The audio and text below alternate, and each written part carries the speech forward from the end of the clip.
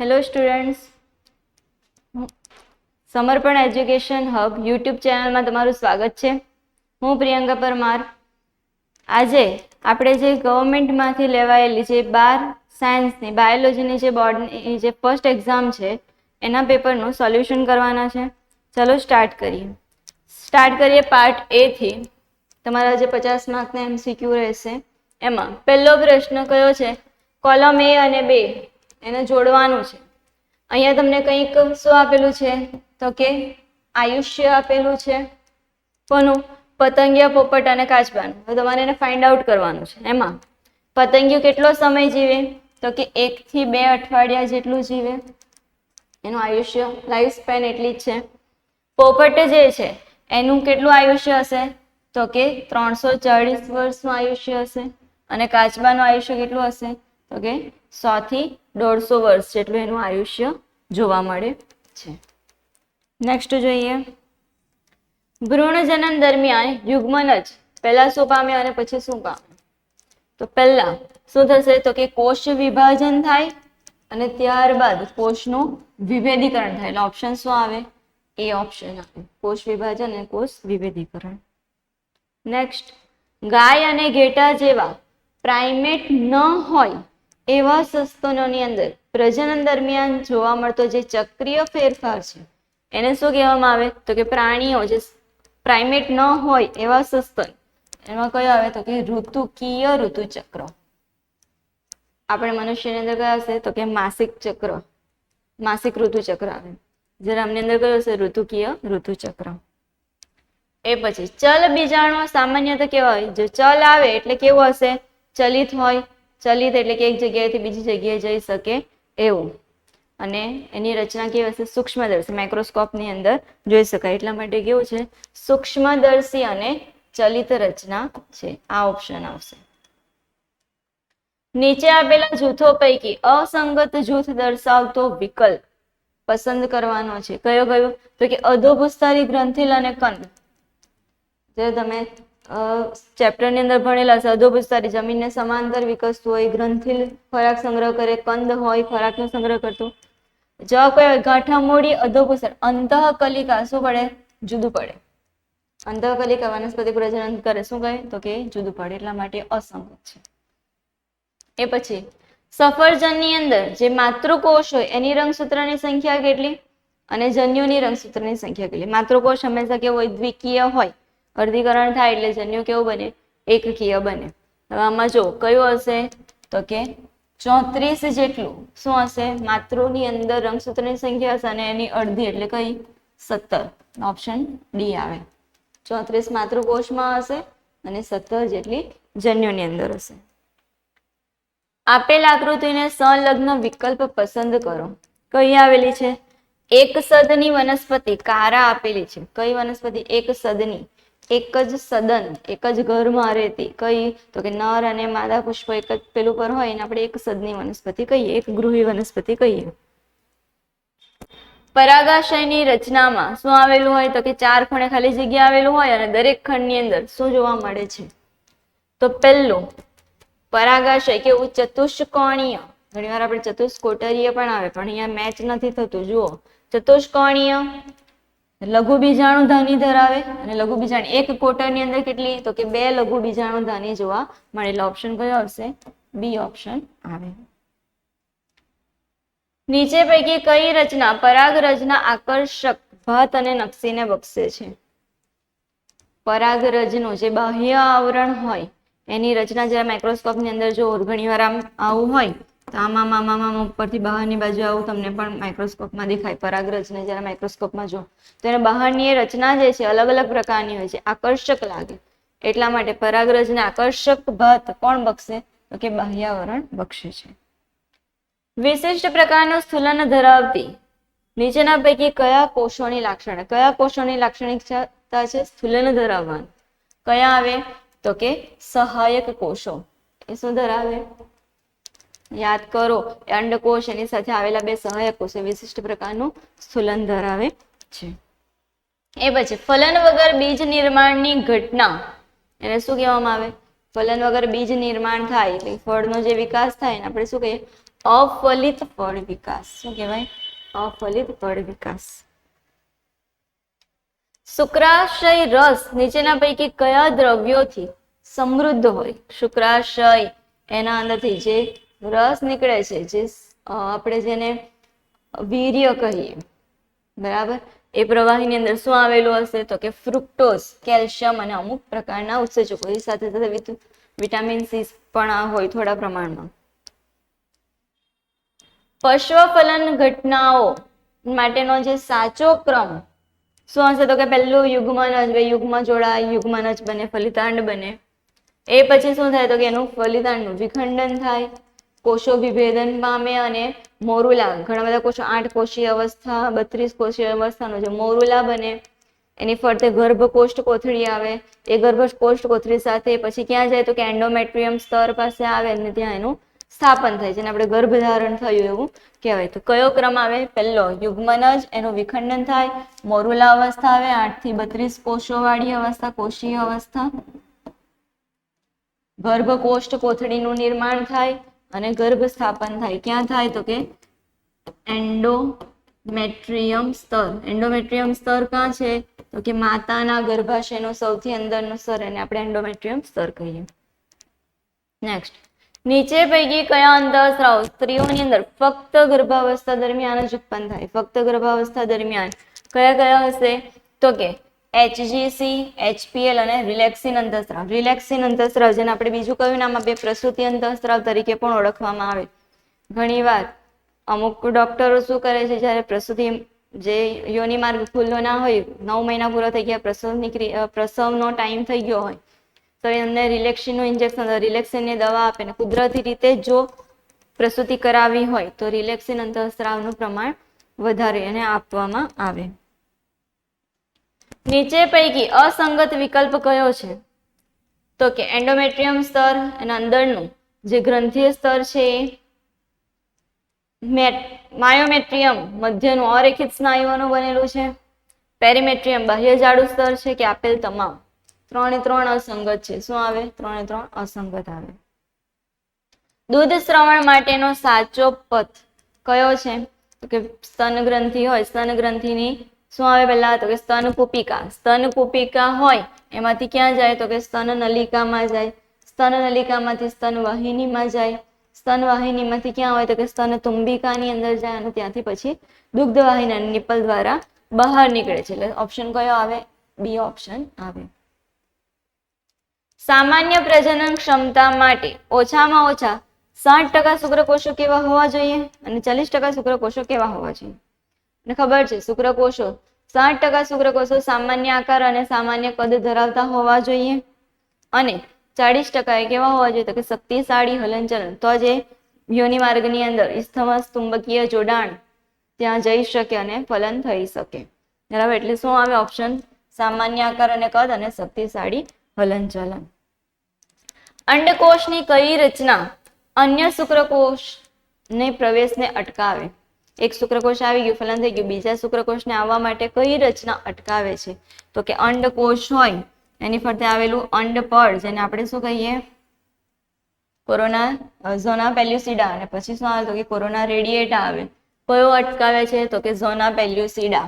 ઝોના પેલ્યુસિડા એનું અંડપડ જે છે, અંડકોષની ફરતે આવેલું, એ બીજા શુક્રકોષને અટકાવે છે. પૂર્ણ નામ આપો. RCH નું પૂર્ણ નામ? Reproductive and child health care. Child health care, reproductive and child health care. સહેલી અને સ્ત્રીઓ માટેની મુખ દ્વારા લેવાતી ગર્ભ નિરોધક ગોળી છે, જેની વિકાસ કઈ સંસ્થા દ્વારા કરવામાં આવેલ છે? કઈ આવે? IRRR, BARC, IARE કે CDRI? કઈ આવે? CDIR. શું નામ છે? Central drug research institute. Central drug research institute. Central drug research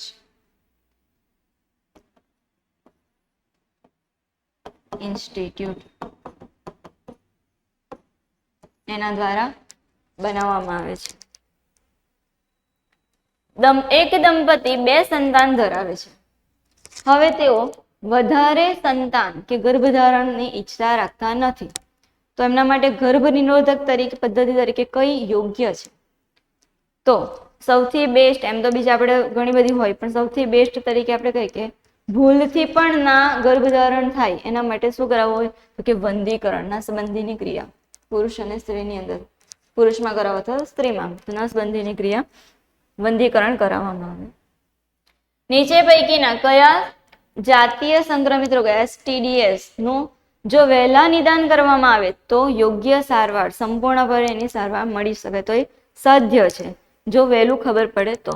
કયું આવે? તો કે જનનાંગીય હર્પીસ, HIV નો ચેપ જો જલ્દી ખબર પડી જાય તો, અને હેપેટાઇટિસ બી, એ ઓપ્શન આવશે.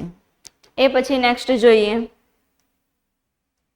નીચે પૈકી કઈ ART એટલે કે સહાયક પ્રજનન પદ્ધતિમાં શુક્રકોષને સીધું અંડકોષની અંદર દાખલ કરવામાં આવે છે? કયું આવે? ICSI, intracytoplasmic sperm injection. Intracytoplasmic sperm injection સીધું અંડકોષની અંદર ઇન્જેક્ટ કરવામાં આવે, ઇન્ટ્રાસાઇટોપ્લાઝમિક સ્પર્મ ઇન્જેક્શન. ગર્ભ અવરોધકની સાથે સાથે નીચેના પૈકી કયા પદાર્થોનો ઉપયોગ કરવાથી ગર્ભ નિરોધકની ક્ષમતામાં વધારો થાય છે? બીજું શું વધારે ઉપયોગ કરવાથી થાય? કે જેલ, ફોર્મ, શુક્રનાશક ક્રીમ, શુક્રાણુનાશક ક્રીમ કે પછી તમામ? કયો જવાબ આપશે? 3 એ 3. 3 એ 3 નો ઉપયોગ કરવાથી પણ ગર્ભ નિરોધક ક્ષમતામાં વધારી શકાય. કુટુંબ નિયોજન કાર્યક્રમની શરૂઆત ભારતની અંદર કઈ સાલમાં થયું હતું? તો કે 1951 ની અંદર શરૂઆત થઈ હતી. એક સંકરણ કસોટી ની અંદર માટે સાચો વિકલ્પ કયો છે? એક સંકરણનો પ્રયોગમાં મેન્ડલના જે સંકરણના પ્રયોગો છે એમાં એક સંકરણનો જે પ્રયોગ છે એમાં કયું હશે? તો કે F1 ના ઊંચા છોડ અને નીચા છોડ, એ એના માટેનો સાચો વિકલ્પ છે. ABO રુધિર જૂથ ધરાવતા નીચે પૈકી કોનું ઉદાહરણ પૂરું પાડે? ABO રુધિર જૂથ માટે એના માટેનું ઉદાહરણ કયું પૂરું પાડે છે?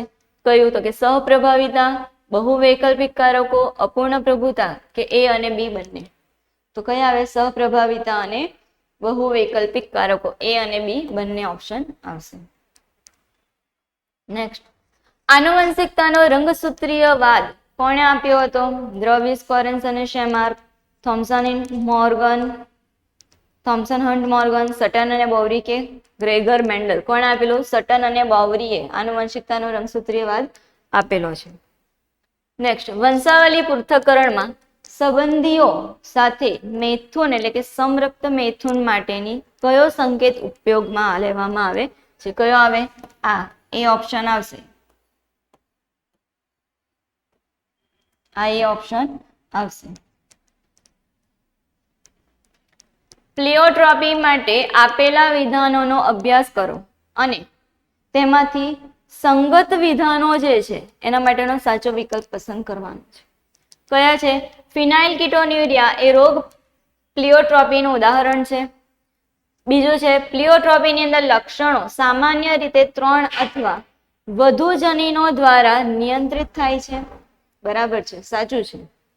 ફિનાઇલ કીટોન્યુરિયા રોગ થવાનું કારણ ફિનાઇલ એલેનિન હાઇડ્રોક્સાઇલેઝ ઉત્સેચકના સંકેતન કરતા જનીનની અંદર વિકૃતિ આવવાને કારણે થાય, એ પણ સાચું છે. ત્વચાના રંગ માટે આનુવંશિકતા એ પ્લિયોટ્રોપીનું ઉદાહરણ છે, એ ખોટું છે, એ નહીં આવે. ઓપ્શન કયો આવે? બીજું અને ત્રીજું, એટલે આ બી ઓપ્શન આવશે. સોરી, પહેલું અને ત્રીજું એ સાચું છે, એટલે ઓપ્શન કયો આવશે? બી આવશે. ફિનાઇલ કીટોન્યુરિયા એ પ્લિયોટ્રોપીનું ઉદાહરણ છે. સ્થિતિમાં વિકૃત હિમોગ્લોબિનના અણુમાં ખાલી જગ્યા થઈ જાય અને તાણને કારણે જે આરબીસી છે એનું શું થવા માંડે? તો કે દ્વિઅંતરગોળ આકાર બદલીને કયા આકારના થઈ જાય છે, જેના કારણે સિકલ સેલ એનિમિયા થાય. શું આવે? તો કે ઓછા ઓક્સિજન O2 ના અભાવને કારણે હિમોગ્લોબિનના અણુમાં શું થાય? તો કે બહુલીકરણ થાય. હિમોગ્લોબિનના અણુનું બહુલીકરણ થાય અને એના કારણ જે તાણ જે ખેંચાણ ઉદ્ભવ થાય એના કારણે આરબીસી જે દ્વિઅંતરગોળ આકાર છે એ આકાર બદલાઈને કેવું આમ દાંતરડા આકારનું થઈ જાય, દાંતરડા જેવા આકારનું થઈ જાય. એટલે ઓપ્શન કયો આવે? ડી ઓપ્શન આવે. નીચે પૈકી કઈ ખામીમાં અલ્પ વિકસિત સ્તન જોવા મળે છે? કયા સિન્ડ્રોમની અંદર? ટર્નર સિન્ડ્રોમ એની અંદર શું હશે? એના લક્ષણોમાં એક લક્ષણ છે અલ્પ વિકસિત સ્તન ગ્રંથિ અથવા અલ્પ વિકસિત સ્તન. નીચે આપેલા પૈકી અસંગત વિકલ્પ પસંદ કરો.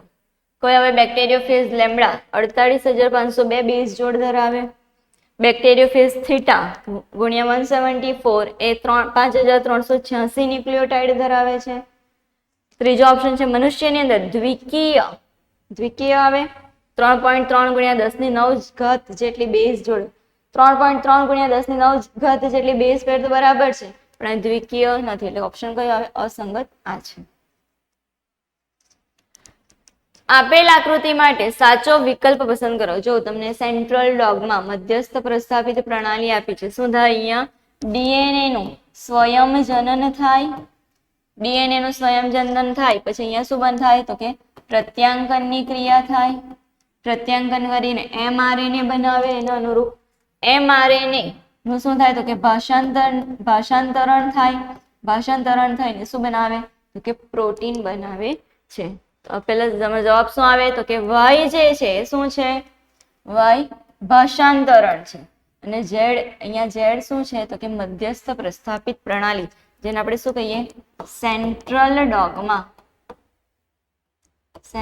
ડોગમા તરીકે ઓળખવામાં આવે છે. વોટસન અને ક્રિક દ્વારા જે થિયરી બહાર પડાયેલી છે એ. હર્શી અને ચેઝે કરેલા પ્રયોગ માટે સાચો ક્રમ દર્શાવતો વિકલ્પ પસંદ કરો. પહેલું શું કરેલું? તો કે પહેલા એમણે સંક્રમિત કર્યા. એ પછી શું કરે? તો કે બ્લેન્ડિંગ કરે, બરાબર હલાવે અને પછી સેન્ટ્રીફ્યુગેશન. શું કરે? સેન્ટ્રીફ્યુગેશન. તો પહેલું શું આવે? સંક્રમણ કરે. એ પછી શું આવે? તો કે બ્લેન્ડિંગ કરે એનું અને સેન્ટ્રીફ્યુગેશન. એટલે ઓપ્શન એ આવશે. જનીન સંકેતોમાં એક જ એમિનો એસિડ જો એક કરતા વધારે સંકેતો દ્વારા નિશ્ચિત થઈ શકે છે તો આવા સંકેતોને આપણે શું કહેવામાં આવે છે? એક કરતા વધારે સંકેતો દ્વારા નિશ્ચિત થાય તો આપણે શું કહીએ? અવનત સંકેતો. જનરલી જનીન જો એની અંદર એક એમિનો એસિડ માટે એક જ સંકેત હોય પણ એક કરતા જો વધારે હોય, એક કરતા વધારે અમીનો એસિડના સંકેતો હોય ને આપણે શું કહીએ? અવનત સંકેતો કહીએ.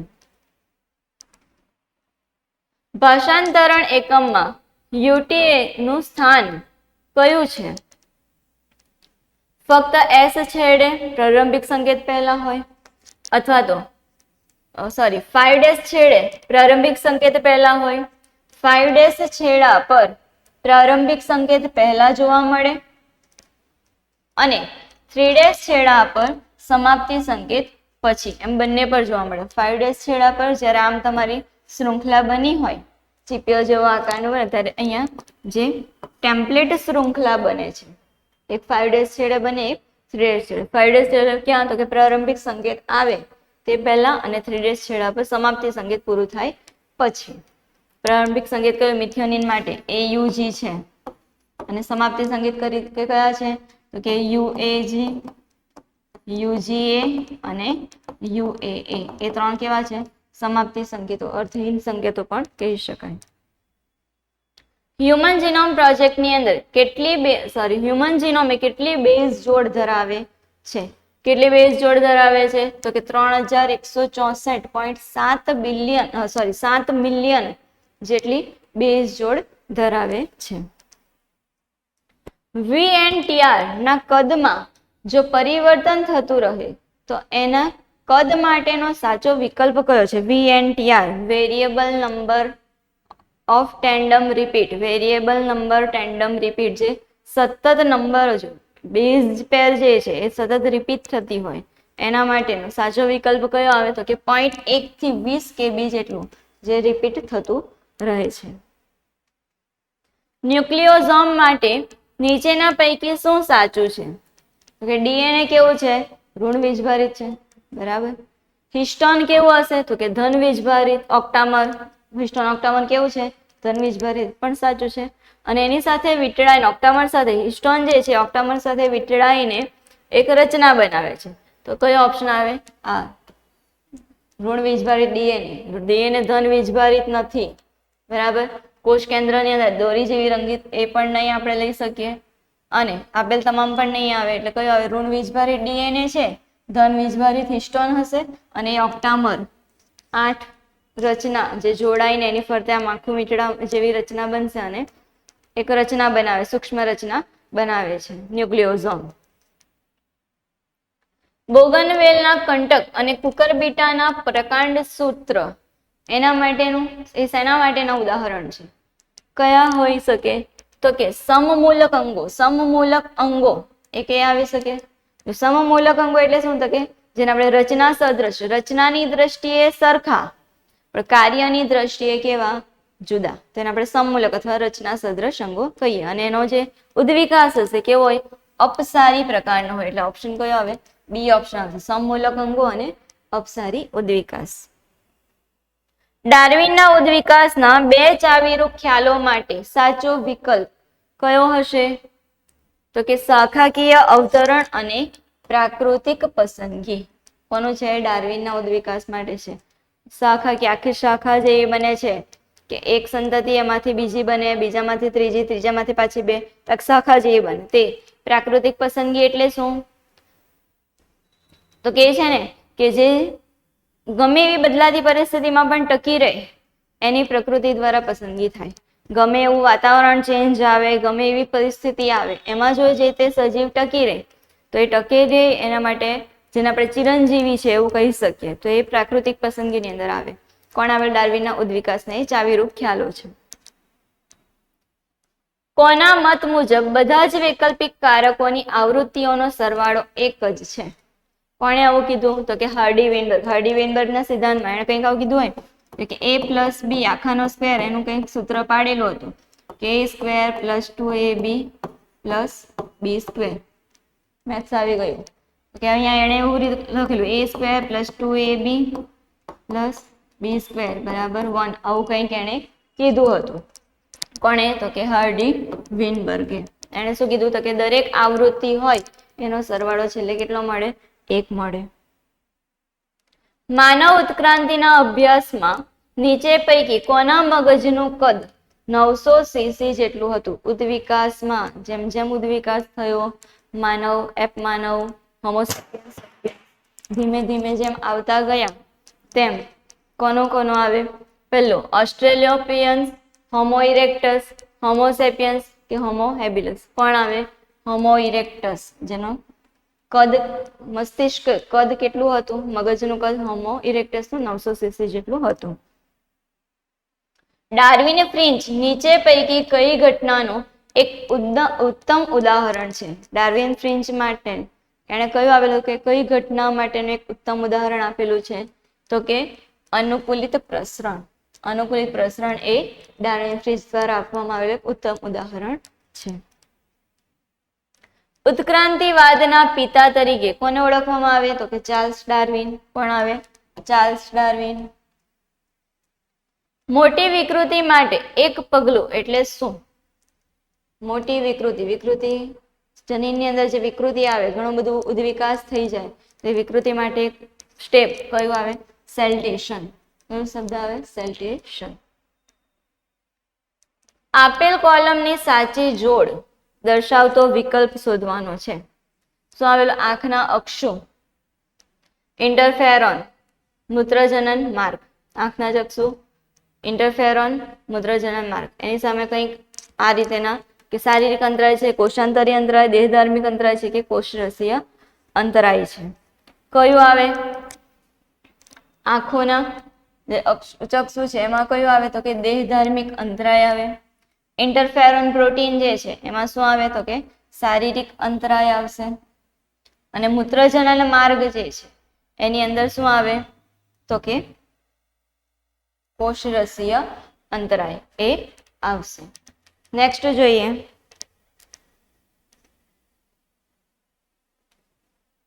કોઈ વ્યક્તિ એલર્જીનો સામનો કરી રહી છે ત્યારે તેના શરીરમાં તેના પ્રતિચાર સ્વરૂપે કયા એન્ટીબોડી સર્જન થશે કે એનું પ્રમાણ વધશે? કયા એન્ટીબોડીનું? એલર્જીનો સામનો કરે, એલર્જી માટે કયા છે? તો કે IgE. શેના માટે છે? ઇમ્યુનોગ્લોબ્યુલિન E, એના માટેના એન્ટીબોડી છે. નીચે પૈકી કઈ વનસ્પતિમાંથી કેનાબિનોઇડ્સ મેળવવામાં આવે છે? કઈ વનસ્પતિ આવે? કેનાબિનોઇડ્સ એટલે કેનાબિસ સટાઇવમ. કેનાબિસ સટાઇવમમાંથી કેનાબિનોઇડ્સ મેળવવામાં આવે છે. તો આ તમારું પાર્ટ A હતું. હવે જોઈએ પાર્ટ B, જેમાં તમારા ક્વેશ્ચન આન્સર રહેશે. પાર્ટ B એનો વિભાગ A જોઈએ. નીચે આપેલા પ્રશ્નોના જે ટૂંકમાં જવાબ આપવાના છે, 2 માર્કના ક્વેશ્ચન છે. એમાં પહેલો ક્વેશ્ચન છે, અપત્ય પ્રસવી સજીવોમાં તરુણની ઉત્તરજીવિતાની તકો વધારે હોય આ વિધાનને પુષ્ટિ આપવા માટે કીધું. કેમ એવું કીધું કે અપત્ય પ્રસવી સજીવના જે તરુણ, જેના ભ્રૂણ હોય સારી રીતે એની જીવન શક્તિ વધારે હોય, એવું જીવન એનું વધારે હોય, કેમ કહેવામાં આવ્યું છે? તો કે જે અંડ પ્રસવી છે એ શું કરે? તો કે ઈંડા મૂકે છે, અને એના ઈંડા જે છે હંમેશા સલામત હોતા નથી. આપણે ઈંડું જોયું હોય તો પહેલા એને ફોડીને જોઈએ કે અંદર શું છે, બરાબર ને? બચ્ચું છે કે નહીં, કેવડું છે? આપણે નથી ઈંડું રહેવા દેતા. તો એના જે ઈંડા મૂકતા જે પ્રાણીઓ છે, અંડ પ્રસવી છે, એના ઈંડા સલામત નથી. એટલા માટે અને એનું શું કરે? તો કે નિશ્ચિત એના ઈંડાનો જે નિશ્ચિત સેવનકાળ હોય એ બાદ બાળ પ્રાણી બહાર આવે, અને આ ગાળામાં ભક્ષકોનું જોખમ વધે. ઘણીવાર ઈંડું સલામત રહી ગયું પણ નાનું બચ્ચું આવ્યું તો બચ્ચુને પણ ખાઈ જાય, તો ઘણીવાર ઈંડાને પણ નુકસાન પહોંચાડે. તો એ સલામત નથી. અંડ પ્રસવીના જે ઈંડું છે, એનું જે સજીવ છે, જે સજીવ એમાંથી જે તરુણ નીકળે છે એની ઉત્તરજીવિતા વધારે નથી. અપત્ય પ્રસવીની કેમ? તો કે માદાના દેહની અંદર જ યુગ્મનજનો વિકાસ થાય અને સજીવ જે છે એ પ્રસવ પામે છે. અને એની અંદર જ્યારે ગર્ભની અંદર હોય, માતાના ગર્ભમાં હોય, ત્યારે યોગ્ય ભ્રૂણીય કાળજી એની અંદર લેવામાં આવે અને એને રક્ષણ પણ આપવામાં આવે. એટલા માટે અપત્ય પ્રસવી પ્રાણીની ઉત્તરજીવિતાની તક કેવી છે? વધારે રહેલી છે. તફાવત આપો બીજ દેહ શેષ અને ફલાવરણ. બીજ દેહ શેષ કોને કહેવામાં આવે? તો કે જે સ્થાયી કોષ કેન્દ્ર જે છે એનો બાકી રહેલો ભાગ, એટલે કે પ્રદેહ જે છે, પ્રદેહ પોષણ આપવાનું કામ કરશે એમાંના કોષો. તો પ્રદેહનો કેટલોક ભાગ જે વપરાયા વગર ચીરલગ્ન સ્વરૂપે રહી એને આપણે શું કહે? ચીરલગ્ન પ્રદેહ, અથવા તો એને બીજ દેહ શેષ કહે. એક એવું છે કે આપણે એક્ઝામ્પલ લઈએ, રીંગણનું જે ગ્રીન કલરનું બીજું છે શું છે? તો કે ચીરલગ્ન વજ્રપત્ર છે એનું. તો એ રીતે આમાં પણ બીજ દેહ શેષની વાત કરીએ તો શું હોય? તો કે એમાં પ્રદેહનો જે વપરાયા વગરનો ભાગ એઝ ઇટ ઇઝ રહે છે, ચીરલગ્ન રહે, લાંબા સમય સુધી એની સાથે ફળ બની ગયા પછી પણ ત્યાં રહે છે, તો એને આપણે શું કહીએ? બીજ દેહ શેષ કહીએ. ફલાવરણ એટલે શું? તો કે બીજાશય.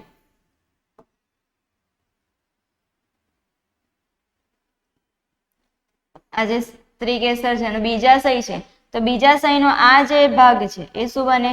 બીજાશય. બીજાશય જે છે એની દિવાલનું રૂપાંતર, એટલે કે આ બીજાશય શેમાં પરિણમે? તો કે ફળમાં પરિણમે.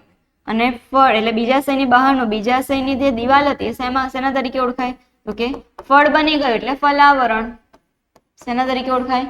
ફલાવરણ તરીકે ઓળખાય છે.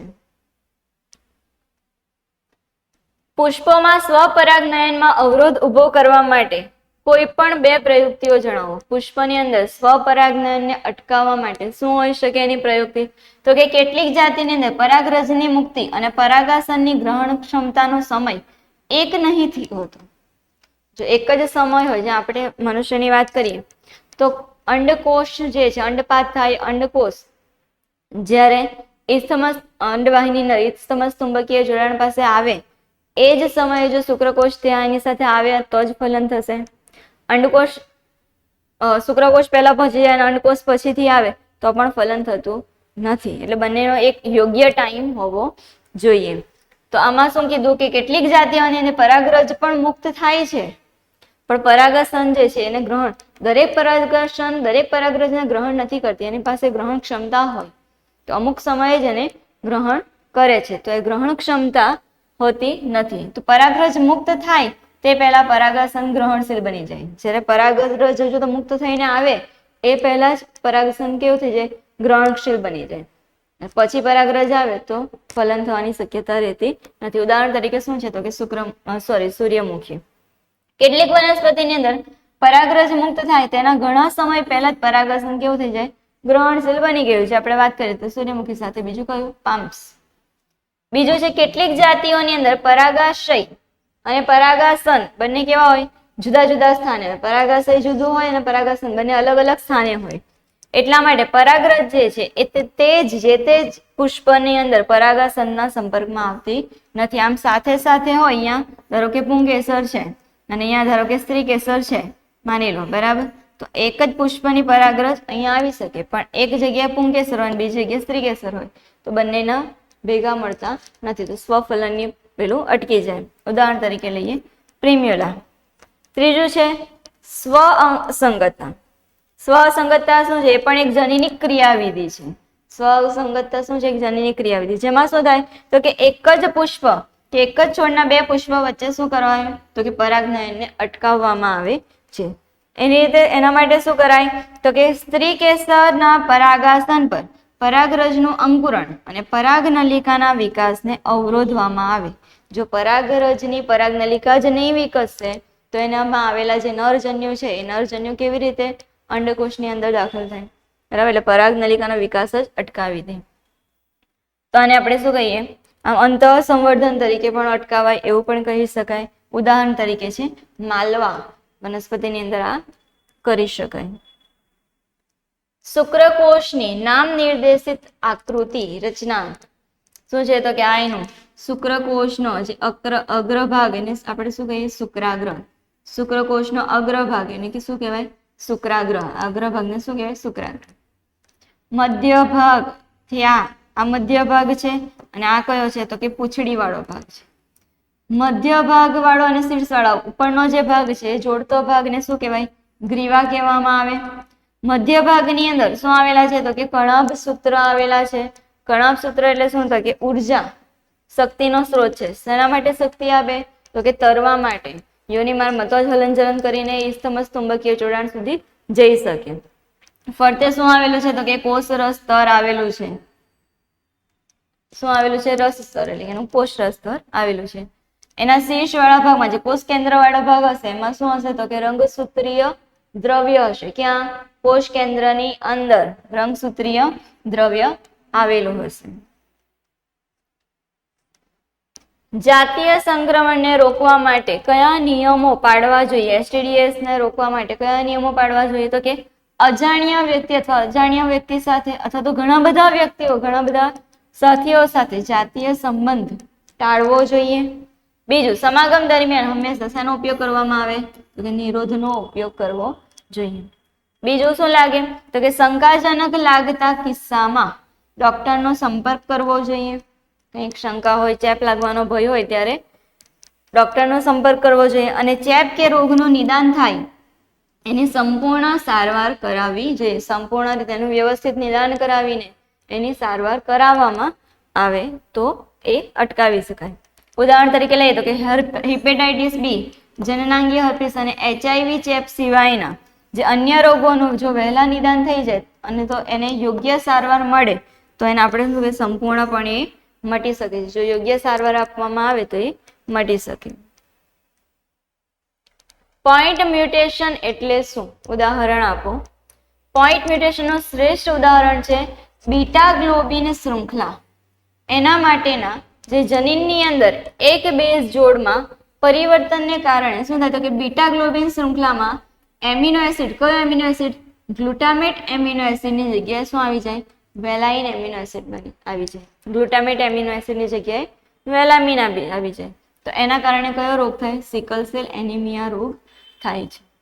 પોઈન્ટ મ્યુટેશનને કારણે બંધારણીય જનીનમાં એક બેઝ ક્યાં તો ઉમેરાય અથવા તો ક્યાં તો એક બેઝ ઘટાડી દેવામાં આવે. તેના માટે એક ઉદાહરણ તમને નીચે આપ્યું છે, જુઓ. Ram has red cap.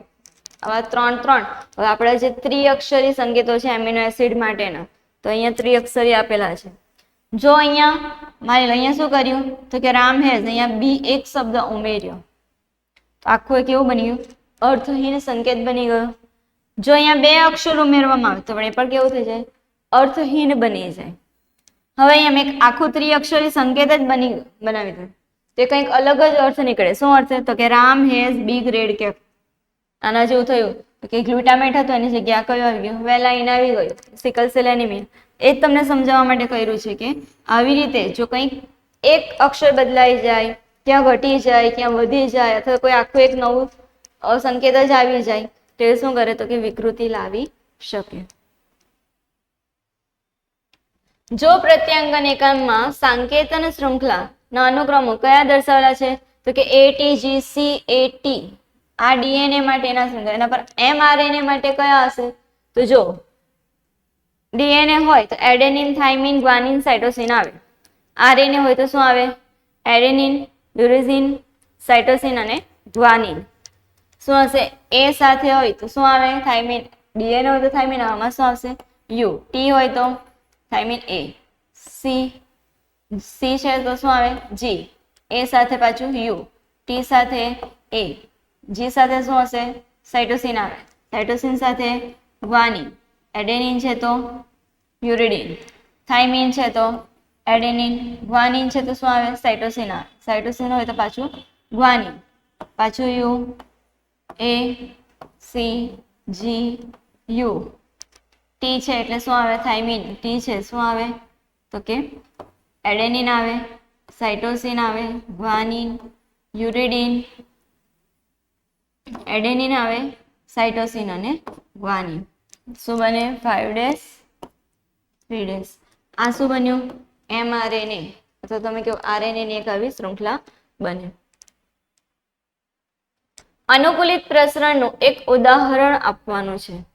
અનુકૂલિત પ્રસરણ જ્યારે વિવિધ જાતિઓના ઉદ્વિકાસની જે પ્રક્રિયાઓ જે ભૌગોલિક નિવાસ સ્થાન એક ભૌગોલિક નિવાસ સ્થાનથી શરૂ કરીને બીજા ભૌગોલિક નિવાસ સ્થાનની અંદર જે પ્રસરવાની ક્રિયા છે એક ભૌગોલિક સ્થાનથી બીજા ભૌગોલિક સ્થાન એક બિંદુથી બીજા બિંદુ સુધી જે પ્રસરવાની ક્રિયા છે ને આપણે શું કહીએ અનુકૂલિત પ્રસરણ. એના માટેના બે એક્ઝામ્પલ છે ડાર્વિન ફ્રિન્ચ અને ઓસ્ટ્રેલિયન માર્સુપિયલ. ડાર્વિન ફ્રિન્ચની વાત કરીએ તો કે ડાર્વિને ગેલાપેગોસ ટાપુની ઉપર નાના કાળા પક્ષી એટલે કે ડાર્વિન ફ્રિન્ચની ઘણી જાતો જોઈ અને એણે અનુમાન કર્યું કે આ બધી જ જાતો જાતે ટાપુની ઉપર ઉદ્વિકાસ પામી છે એવું એણે કીધું. હવે તમે આ પક્ષીની અંદર જુઓ પક્ષી બધા એક સમાન ડાર્વિન ફ્રિન્ચ છે પણ એની ચાંચની જે રચના છે એ દરેકની અંદર કેવી છે જુદી જુદી છે. તો કોઈ કીટ પક્ષી છે કોઈ ચણ ખાય છે તો કોઈ તૃણાહારી છે તો અલગ અલગ છે. તેની ચાંચની જે રચના છે કેવી છે અલગ અલગ છે. તો ચાંચની રચના અલગ છે ભલે પક્ષીઓ એક જ છે પણ ચાંચની રચના કેવી છે અલગ છે. એટલા માટે આપણે શું અનુકૂલિત પ્રસરણની વાત કરીએ. અનુકૂલિત પ્રસરણ ધરાવે છે એવું કહી શકાય. બીજું ઓસ્ટ્રેલિયન માર્સુપિયલ જે ઉદર ગુહાની બહાર કોથળી ધરાવે છે કયા તો કે એ એકબીજા કરતા ભિન્ન હતા. એક જ પૂર્વજોના સમૂહમાંથી ઉદ્વિકાસ પામેલા હોય છતાં પણ ઓસ્ટ્રેલિયા ટાપુની અંદર મહાદ્વીપ એના ખંડની અંદર માર્સુપિયલ્સ વિકસ્યા હતા. જો આ તમે ઓસ્ટ્રેલિયા માર્સુપિયલ છે સુંદર છે આખા બધા કેવા છે અલગ અલગ જ છે જેને આપણે શું કહીએ અનુકૂલિત પ્રસરણ પ્રકારના કહીએ. આ ટાઈગર કેટ કંઈક અલગ જ દેખાય. પટ્ટાવાળું કીડી ખાવ કંઈક અલગ છે. માર્સુપિયલ ઉંદર અલગ છે. માર્સુપિયલ સુંદર અલગ છે. બરાબર. તો એને આપણે શું કહીએ અનુકૂલિત પ્રસરણ કહીએ. સમમૂલક અંગો એટલે શું એનું એક ઉદાહરણ સમજાવવાનું છે. સમમૂલક રચના સદૃશ અંગો એવું આપણે કહી શકીએ જે અંગો એના બાહ્યાકાર અને અંતસ્થ રચના અને ગર્ભવિદ્યાની દ્રષ્ટિએ કેવું છે સામ્યતા ધરાવતા સમાન હોય પરંતુ કાર્યની દ્રષ્ટિએ કેવા હોય જુદા હોય તો એને આપણે શું કહીએ સમમૂલક અથવા રચના સદૃશ અંગો કહેવામાં આવે છે. રચનાની દ્રષ્ટિએ આંતરિક અને બાહ્ય રચનાની દ્રષ્ટિએ કેવા છે સમાન જ છે પણ કાર્યની દ્રષ્ટિએ કેવા છે અલગ છે તો આપણે એને રચના સદૃશ અંગો કહીએ. આ સમાનતા પરથી નક્કી થાય કે સમાન પૂર્વજોમાંથી હાલના જીવો ઉદ્વિકાસ પામ્યા હશે. ઉદાહરણ તરીકે પ્રાણીઓમાંથી વેલ ઉદ્વિકાસ એટલે મેં કીધું કે પ્રાણી સૃષ્ટિનો જે ક્રમ બતાવે શું બતાવે ઉદ્વિકાસ બતાવે નાનેથી લઈને મોટા સુધી. ચામાચીડિયું, ચિત્તો અને માનવ એની અંદર અગ્ર ઉપાંગના અસ્થિઓ કેવા છે?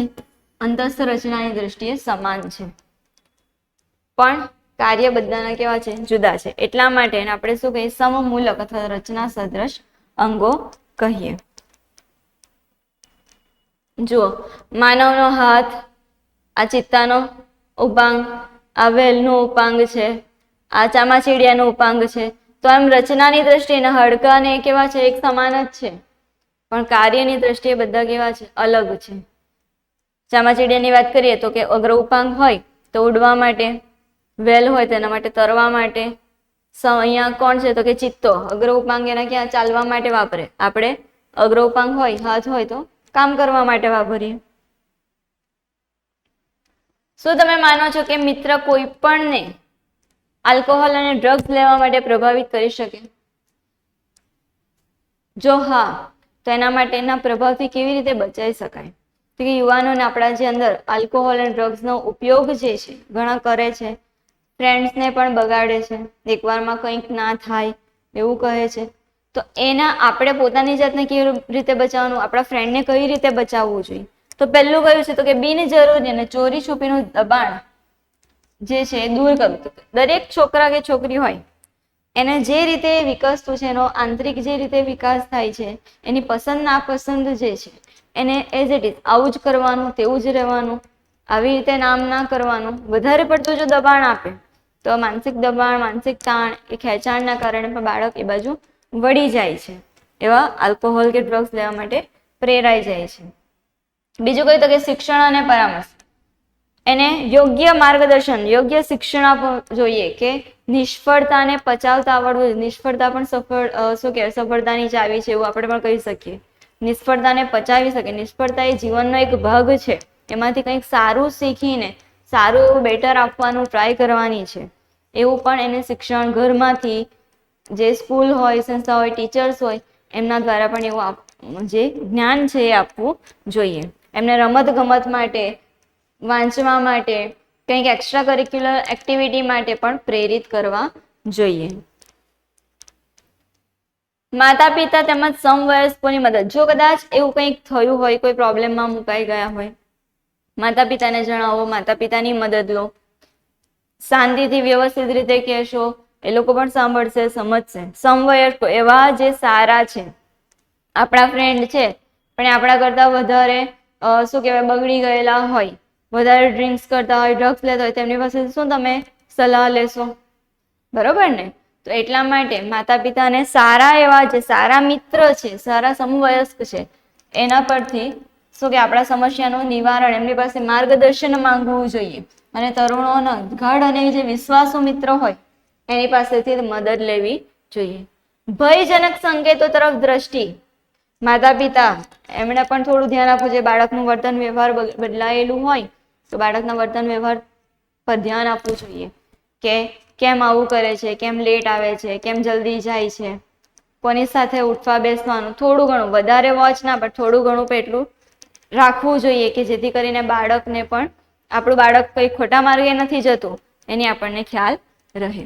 તો માતા પિતાને એ જ વસ્તુ સેમ શિક્ષકો પણ આ વસ્તુ પર ધ્યાનમાં લેવી જોઈએ. એમને કંઈક તકલીફ હોય તો એ તકલીફને ઓળખવી જોઈએ, જાણવું જોઈએ, એના કોઈ યોગ્ય ઉપાય હોય એ પણ કરવા જોઈએ. વ્યવસાયીકરણ સલાહ અને આરોગ્ય વિષયક ઇલાજ.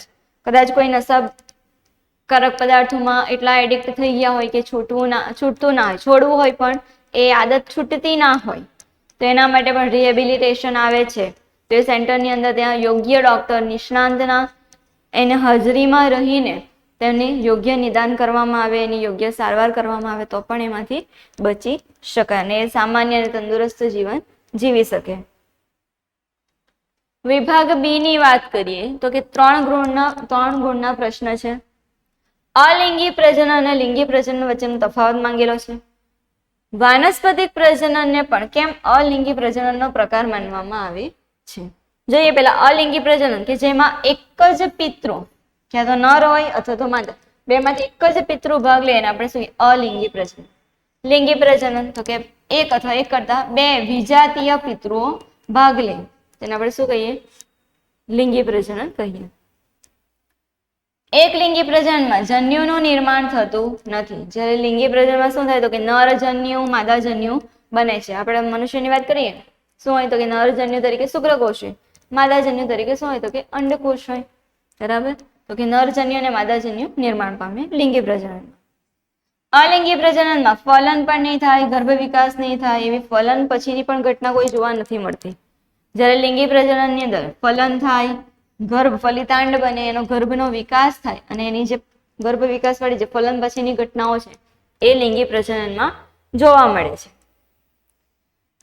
અલિંગી પ્રજનનમાં મૈથુન ક્રિયા જે છે એ આવશ્યક હોતી નથી. જ્યારે લિંગી પ્રજનનમાં શું હોય તો કે જન્યુના ત્યાગ, શુક્રકોષ આપણે વાત કરીએ તો શુક્રકોષનું સ્થળાંતર કરવા માટે શુક્રકોષને યોનિ માર્ગમાં દાખલ કરવા માટે પણ મૈથુન ક્રિયા થવી જોઈએ. એટલે લિંગી પ્રજનનમાં મૈથુન ક્રિયા જરૂરી છે. લિંગી પ્રજનનની સાપેક્ષે એ કેવું છે, અલિંગી પ્રજનન કેવું છે, સરળ છે અને ઝડપથી થાય છે. જ્યારે લિંગી પ્રજનન કેવું છે, જટિલ અને ધીમી પ્રક્રિયા છે. ગર્ભનું સ્થાપન થાય, ધીમે ધીમે ગર્ભ વિકાસ થાય. 9 મહિના આપણા અંદર કેટલો 9 મહિના જેટલો સમયગાળો હોય તો એ ધીમી પ્રક્રિયા છે અને જટિલ છે. અલિંગી પ્રજનનના કારણે ઉત્પન્ન થયેલી સંતતિ એકબીજા જેવી નહીં પણ એક્ઝેક્ટલી કોપી ટુ કોપી કેવી હોય, એના પિતૃની જેવી જ કોપી ટુ કોપી હોય. જ્યારે લિંગી પ્રજનનમાં કેવું હોય તો કે એકબીજા સાથે તેમજ પિતૃ સાથે ભિન્નતા દર્શાવે. કારણ કે માતા અને પિતા બંનેના કંઈક લક્ષણો થોડા લક્ષણો આવેલા હોય એટલા માટે એ કેવું બાળક કેવું આવે, થોડું ભિન્નતા વાળું, એક્ઝેક્ટલી માતા જેવું કે એક્ઝેક્ટલી પિતા જેવું આવતું ન. વાનસ્પતિક પ્રજનનને પણ અલિંગી પ્રજનનના પ્રકાર ગણવામાં આવે છે કારણ કે વાનસ્પતિક પ્રજનનની અંદર એની રચનાઓ એટલે કે વાનસ્પતિક પ્રસર્જકો એ સર્જનમાં એક જ પિતૃ ભાગ લે. વાનસ્પતિક પ્રજનનમાં જે પ્રસર્જક સર્જન કરવાનું હોય એમાં કોણ એક જ પિતૃ ભાગ લે છે અને એમાં પણ જન્યુઓનું સર્જન અને જોડાણ, ફલિતાંડ કે એવું કંઈ બનતું નથી. એટલા માટે વાનસ્પતિક પ્રજનનને પણ શું કહેવામાં આવે, અલિંગી પ્રકારનું પ્રજનન કહેવામાં આવે છે. ત્રિકીય જોડાણ એટલે શું અને ક્યાં અને કેવી રીતે થાય છે, એમાં ભાગ લેતા કોષ કેન્દ્ર કયો છે. ત્રિકીય જોડાણ જો પરાગનયનની ક્રિયા થાય એટલે કે પરાગાશયમાંથી પરાગરજ નીકળે અને પરાગનલી સ્ત્રી કેસરના પરાગાસન પર આવે એને આપણે પરાગનયનની ક્રિયા કહીએ. તો પરાગનયન દ્વારા સ્ત્રી કેસરના પરાગાસન પર પરાગરજ સ્થાપિત થાય અને એ પરાગરજ માની લો કે અહીંયા મેં સ્ત્રી કેસર દોરું, આ એનો બીજાશય,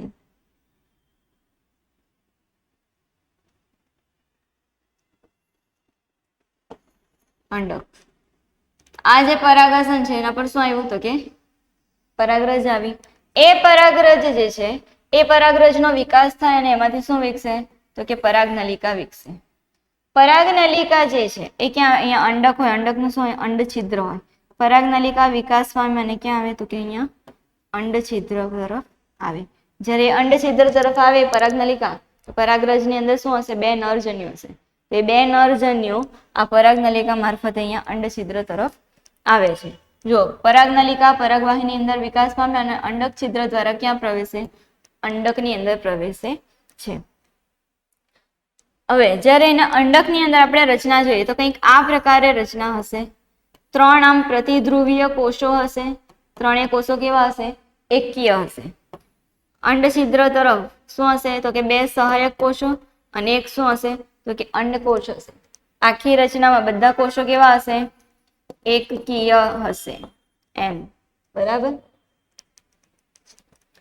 2 નરજન્યુ પૈકી એક નરજન્યુ સહાયક કોષોની આ 2 પૈકી એક સહાયક કોષમાં પ્રવેશ બાદ પરાગનલિકા શું કરે તો કે 2 નરજન્યુઓને સહાયક કોષના કોષરસમાં મુક્ત કરે છે. આ જે સહાયક કોષ છે એના કોષરસમાં 2 નરજન્યુ આવે.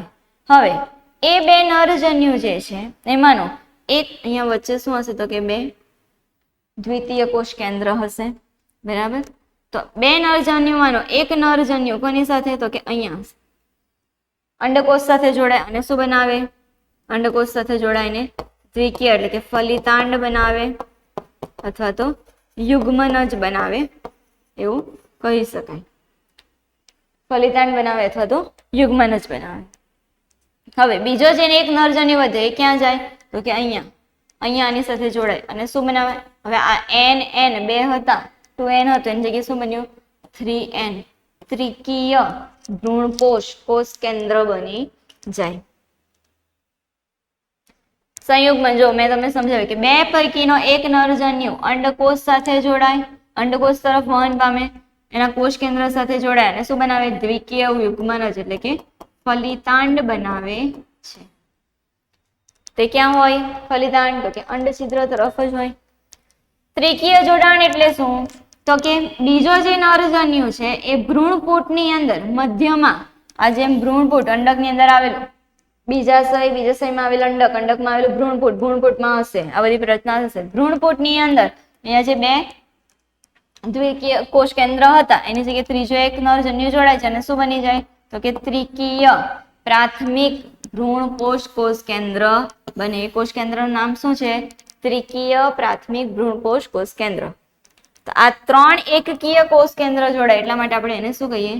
ત્રિકીય જોડાણ થયું એવું કહી શકાય. ભવિષ્યની અંદર જે યુગ્મનજ છે એ યુગ્મનજમાંથી શેમાં વિકાસ પામે? તો કે ભ્રૂણની અંદર વિકાસ પામે.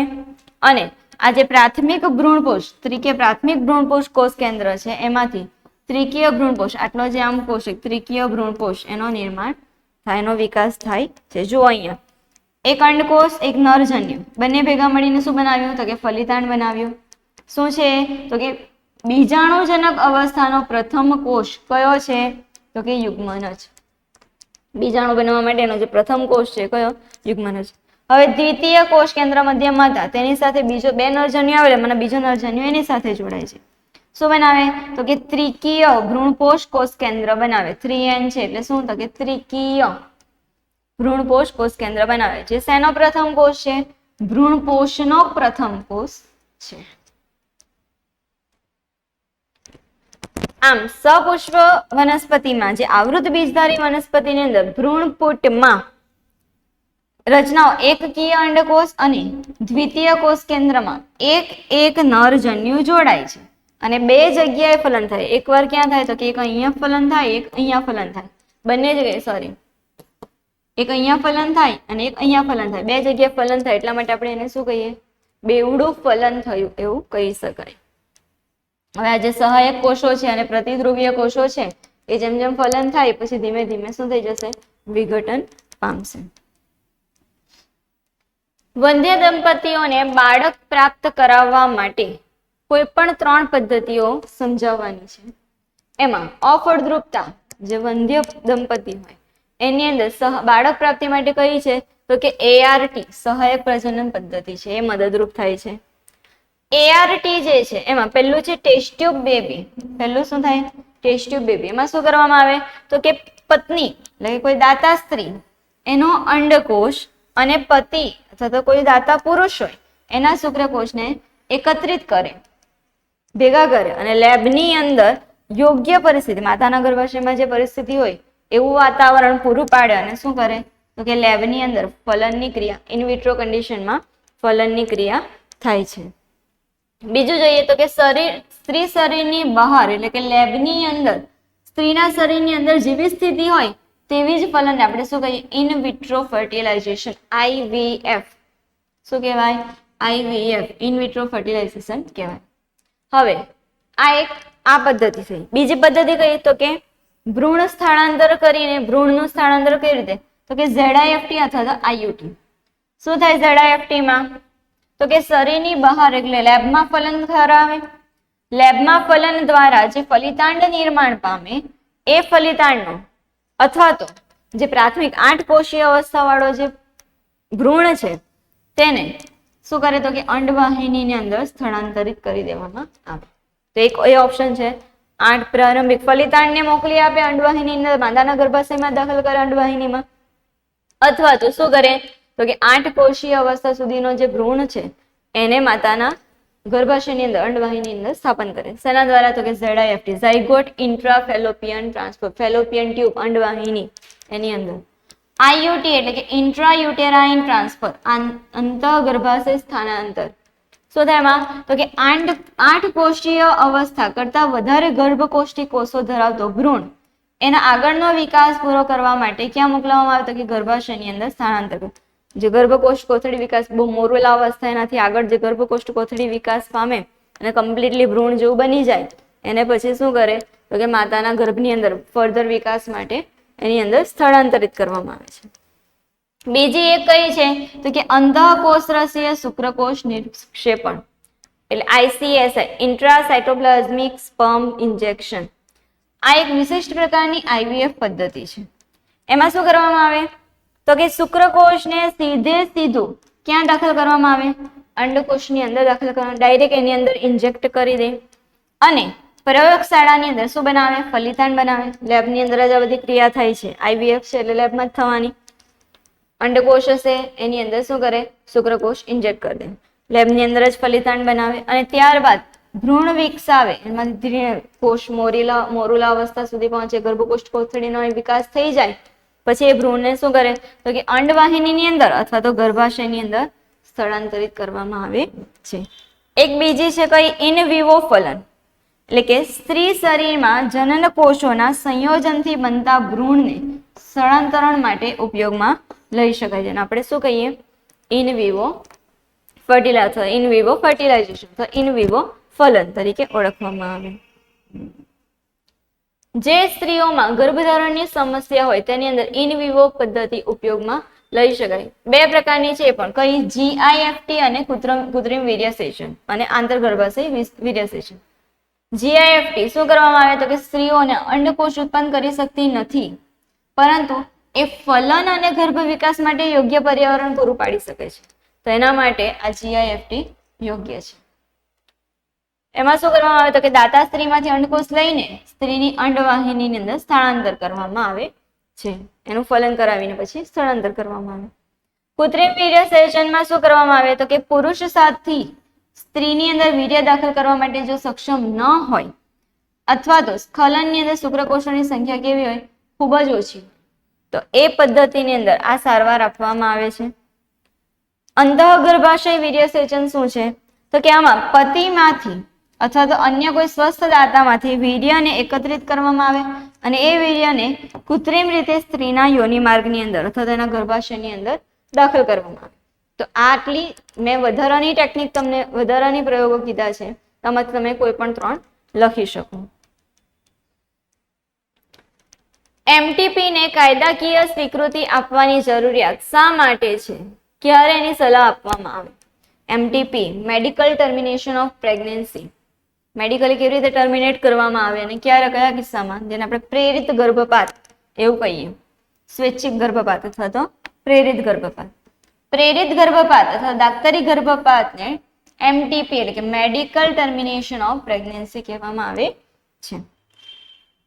ગર્ભપાતની જે કાયદેસરતા કઈ કન્ડિશનમાં એનું શું કાયદાઓ છે તો વિશ્વમાં દર વર્ષે આશરે 45 થી લઈને 50 મિલિયન MTP કરાવવામાં આવે છે.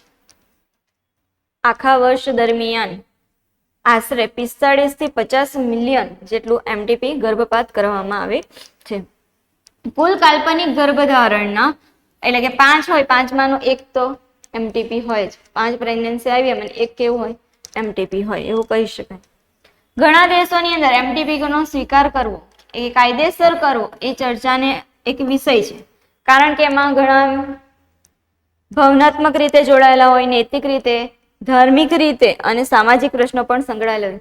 છોકરી છે ગર્ભની અંદર ખબર પડી હોય કે છોકરી છે તો અમને છોકરી નથી જોઈતી એમ કરીને ગર્ભપાત કરાવી દે તો એ પણ એક સમાજની અંદર ખરાબ એવો સંદેશો જાય એવું પણ હોઈ શકે. તો એ બધુંને પણ ધ્યાન એવા પ્રશ્નો પણ એની સાથે સંકળાયેલા છે. ભારત સરકારે MTP નો દુરુપયોગને ટાળવા માટે 1971 ની અંદર સખત જોગવાઈઓ બનાવવામાં આવેલી છે કે ભારતની અંદર ગેરકાનૂની રીતે સ્ત્રી ભ્રૂણ હત્યા માતાના ગર્ભમાં જે બાળક છે એ સ્ત્રી છે છોકરી છે એ જાણીને ગર્ભપાત કરાવી નાખે તો એ અટકાવવા માટે એના છોકરા છોકરી વચ્ચેનો જે ભેદભાવ છે એને રોકવા માટે આ પ્રકારનો પ્રતિબંધ મૂકવામાં આવ્યો છે કે MTP ઇઝીલી કરતા નથી. ગેરકાનૂની ગર્ભપાતને ઘટાડવા માટે MTP ના કાયદાની અંદર 2017માં પણ પાછો સુધારો કરવામાં આવ્યો અને આ કાયદા મુજબ શું કહેવામાં આવ્યું તો કે ગર્ભધાન પામેલી જે સ્ત્રીના 12 અઠવાડિયાનો ગર્ભ એના અમુક કેટલાક કારણો છે. જો ડોક્ટરને બતાવીને પછી ગર્ભ રહી ગયો ને મોડામાં મોડું 12 અઠવાડિયા સુધીમાં એનું ગર્ભપાત કરાવી શકાય. કઈ કન્ડિશનની અંદર કરાય તો કે ગર્ભધારણ દૂર કરવા માટે એમટીપી જરૂરી હોય એવા કિસ્સા કયા છે તો કે ક્યાં તો સતત ગર્ભધારણને કારણે માતાનું અથવા તો બાળકનું જીવ જોખમમાં હોય, અથવા તો આપણે કહીએ કે જન્મ લેતું જે બાળક કોઈ ગંભીર બીમારી, માનસિક કે શારીરિક બીમારી, એની અનિયમિતતા અને વિકલાંગતા આવવાની શક્યતા એમાં જોખમ રહેલું હોય. ગર્ભધારણ જ્યારે કોઈ બળાત્કારનું પરિણામ હોય તો એના કારણે પણ એમટીપી કરાવી શકાય. જો કોઈ ગર્ભ અવરોધકો નિષ્ફળ જવાને કારણે અસુરક્ષિત સમાગમના પરિણામે અનિચ્છનીય ગર્ભધારણ થયું હોય, ઘણીવાર અવરોધક ઉપયોગ કર્યો હોય છતાં પણ એ ફેલ ગઈ હોય અને ગર્ભ રહી જાય તો એ કન્ડિશનની અંદર ડોક્ટરની સલાહ, ડોક્ટરને વ્યવસ્થિત પૂછ્યા બાદ તો એમને એમટીપી કરાવી શકાય જો લીગલી હોય તો. એમટીપી ફક્ત માન્ય ડોક્ટરો પાસે જ કરાવવામાં આવે અને ગર્ભધારણના પહેલા 3 મહિના એટલે કે 12 અઠવાડિયા સુધી જ એને શું કહેવાય, સુરક્ષિત મનાય છે, અથવા તો પછી માતાનો જીવ પણ જોખમમાં આવી શકે. હ્યુમન જીનોમના મુખ્ય વિશેષતાઓ કઈ કઈ છે તો કે હ્યુમન જીનોમ 3164.7 મિલિયન જેટલી બેઝ જોડ ધરાવે છે. બીજું, સરેરાશ જનીન કેટલા તો કે 3000 બેઝ ધરાવે છે અને એના આકારની અંદર કેવી હોય, વિવિધતા હોય. જનીનના આકારો દરેકની અંદર કેવા હોય, વિવિધતા હોય. મનુષ્યની અંદર આપણે જોઈ શકીએ, મનુષ્યમાં અંદાજિત 30,000 જેટલી જનીન સંખ્યા, જનીનોની સંખ્યા કેટલી છે, 30,000 છે. એટલે પૃથ્વી પરના બધા જ લગભગ 99.9% જેટલા ન્યુક્લિયોટાઇડ જે બેઝ પેર છે કેવા છે, સરખા છે. 0.1% જેટલો ડિફરન્સ જોવા મળે. 0.1% જેટલો ડિફરન્સ છે છતાં પણ આપણા બધા વચ્ચે કેટલું વેરિએશન આવે છે, દેખાવમાં, રંગરૂપમાં, સ્વભાવમાં કંઈક ને કંઈક લક્ષણો આપણા બધાના અલગ છે. 0.1% જેટલો ડિફરન્સ છે. શોધાયેલા જનીનો પૈકીના 50% જેટલા જનીનના કાર્યો આજે પણ કેવા છે, અજાણ છે. ખબર નથી કે કયા લક્ષણ માટેનું જનીન છે, એ ખબર નથી. કેટલા તો કે 50% જેટલા જનીનો. 2% કરતા પણ ઓછા જનીન જીનોમ પ્રોટીનની અંદર એમિનો એસિડનું સંકેતન કરે. આપણે જે એમિનો એસિડ જે પ્રોટીન બનાવે છે એમાં ટોટલ જે 30,000 જેટલા જનીન છે એમાંના ખાલી કેટલા 2% કે એના કરતા પણ ઓછા જનીનો પ્રોટીન નિર્માણ એટલે કે એમિનો એસિડના માટેનું સંકેતન કરે છે. હ્યુમન જીનોમનો મોટા ભાગનો ગાળો પુનરાવર્તિત ક્રમોનો બનેલો છે. આમ A, T, G, C, T, C, A, C, G, C, A, C એમ રિપીટ થાય છે. વેરિયેબલ નંબર જે છે રિપીટ થતા હોય. આમ ધારો કે લખીએ A, G, C, T, C, A, C, G, C, A આવી રીતે રિપીટ થતા હોય નંબર, બરાબર. તો એને આપણે શું કે પુનરાવર્તિત ક્રમો કહીએ. પ્રથમ રંગસૂત્રમાં સૌથી વધારે પહેલું જે રંગસૂત્ર હોય આપણા મનુષ્યની અંદર, પ્રથમ રંગસૂત્રમાં કેટલું તો કે 2968 જનીનો છે અને વાય રંગસૂત્ર પર છે સૌથી ઓછા જનીનો હશે. કયા કેટલા 231 જનીનો જ હશે. પુરુષની અંદર એક્સ અને વાય એમાંના જે વાય રંગસૂત્ર પર સૌથી ઓછા જનીનો હશે. કેટલા હશે તો કે 231 જેટલા હશે. અને સૌથી વધારે જનીન કયા રંગસૂત્ર પર હોય તો કે પ્રથમ જનીન પર. કેટલા 2968 જેટલા જનીન આવેલા હશે. મિલરનો પ્રયોગ આકૃતિ સ વર્ણવો. મિલર ઈસવીસન 1953 ની અંદર S.L. મિલર નામના વૈજ્ઞાનિકે, અમેરિકન વૈજ્ઞાનિકે પૃથ્વીના જે આદિ વાતાવરણ, પહેલાનું અત્યારે નહીં, પહેલાનું જે વાતાવરણ હતું એને આપણે શું કહીએ, આદિ વાતાવરણ કહીએ.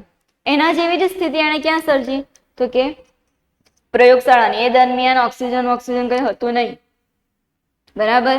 પછી એ તો ઓક્સિજન ને બધું આવ્યું. તો પ્રયોગશાળાની અંદર પહેલાનું જે વાતાવરણ હતું એવી જ પરિસ્થિતિ એને પ્રયોગશાળામાં સર્જી.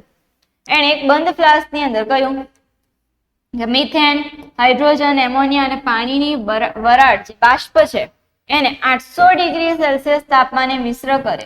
એની અંદર શું ગોઠવ્યા, એક ફ્લાસ્કમાં ઇલેક્ટ્રોડ ગોઠવ્યા, વિદ્યુત ઉર્જા આપી અને એ જ્યારે પ્રક્રિયા થઈ તો પ્રક્રિયામાં એને 2 અઠવાડિયા બાદ એને શું મળ્યું તો કે એમાંથી એ જે ફ્લાસ્કમાં એમિનો એસિડ નું નિર્માણ થયું જોવા મળ્યું હતું.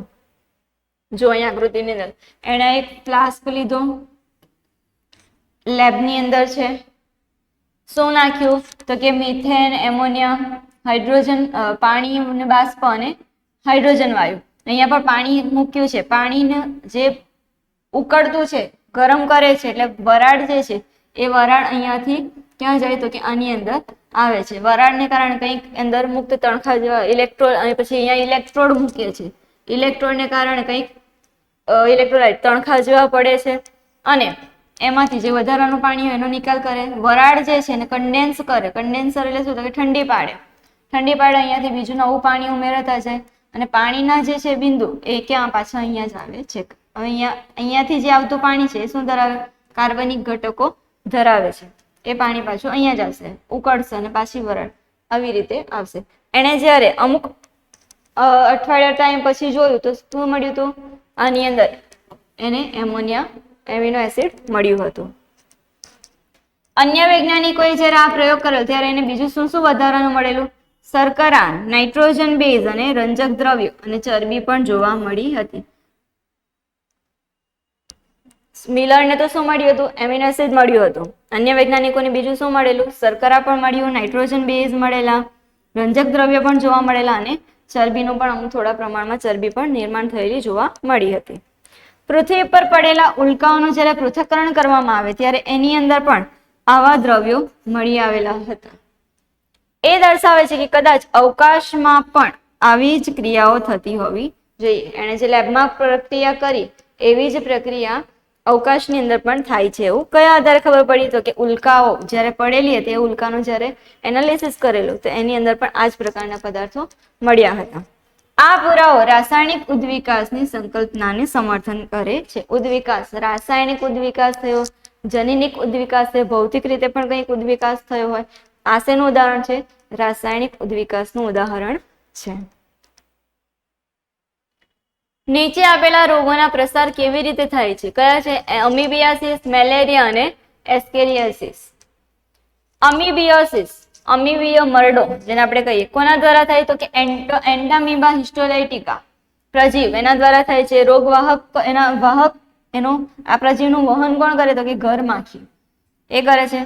ફેલાવો કેવી રીતે થાય તો કે જે વ્યક્તિ ચેપી હોય એના મળની અંદર રહેલા જે પરોપજીવી છે એ ઘર માખીના પગ પર ચોંટી જાય. ઘર માખી દ્વારા આપણા સારા ખોરાકની ઉપર કે એની પેદાશ પર શું કરે તો કે વહન પામે અને ખોરાકને દૂષિત કરી નાખે. એવો ખોરાક આપણે કહીએ જે માખી જે છે, જે વ્યક્તિને ચેપ છે એ ચેપીનું મળ એના મળ પર શું કરે તો કે માખી બેસે.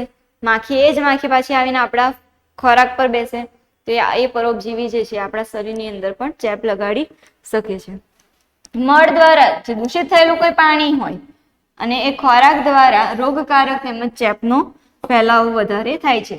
મળ દ્વારા દૂષિત ખોરાક હોય કે મળ દ્વારા દૂષિત પાણી થયેલું હોય તો એ પાણી પીવાથી કે ખોરાક ખાવાથી સારા વ્યક્તિને પણ અમીબિયોસિસ થવાનો, અમીબિયા મરડો થવાની શક્યતા રહેલી છે.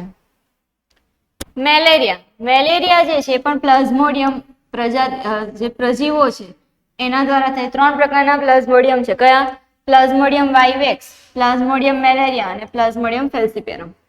એમાં પણ જે પ્લાઝ્મોડિયમ ફેલ્સીપેરમ દ્વારા જો મેલેરિયા થયો હોય તો એ સૌથી ઘાતક, સૌથી ગંભીર છે. એમાં વ્યક્તિનું મૃત્યુ પણ થઈ શકે. વાહક કોણ છે તો કે સ્પોરોઝોઇટ મચ્છરની અંદર જે પ્લાઝ્મોડિયમનું જે સ્પોરોઝોઇટ સ્વરૂપે પ્લાઝ્મોડિયમથી સંક્રમિત એનોફિલિસ માદા મચ્છર, એનોફિલિસ માદા મચ્છર એના જે અંદર પેટની અંદર શું બને તો કે સ્પોરોઝોઇટ જે એના લાળ ગ્રંથિમાં આવે, આપણને કડે ત્યારે લાળ ગ્રંથિમાંથી સ્પોરોઝોઇટ માનવની અંદર, માનવ રુધિરમાં ભળે. બરાબર છે. પહેલા યકૃતમાં પ્રક્રિયા થશે, યકૃતમાંથી પછી ક્યાં તો કે રક્તકણની અંદર પોસ્ટ ઇરિથ્રોસાઇટિક ચક્ર, એન્ડો ઇરિથ્રોસાઇટિક ચક્રની આપણે મેલેરિયા તમે ભણી ગયા હશો. મનુષ્યની અંદર જોવા મળતો બીજો કૃમિજન્ય રોગ તરીકે કયો છે? એસ્કેરિયાસિસ. કોના દ્વારા થાય તો કે આંતરમાર્ગીય પરોપજીવી કરમિયું દ્વારા થાય. આંતરડાની અંદર જોવા મળે. ફેલાવો કે તો કે ચેપગ્રસ્ત વ્યક્તિના મળ સાથે એ પરોપજીવીના ઈંડા જે છે એ પણ બહાર મૂકવામાં આવ્યા હોય તો એ ઈંડા પાણી કે માટી તેમજ વનસ્પતિઓને પણ શું કરે? દૂષિત કરે. અને એવો કોઈ ફળ, એવું દૂષિત પાણી પીધું હોય કે એવું ફળ ફ્રૂટ ખાધા હોય આપણે કે શાકભાજી ખાધી હોય તો સ્વસ્થ વ્યક્તિને પણ એનો ફેલાવો થાય છે. કયો? તો કે એસ્કેરિયાસિસ. એ પછી સક્રિય અને નિષ્ક્રિય પ્રતિકારકતાની આપણે વાત કરીએ.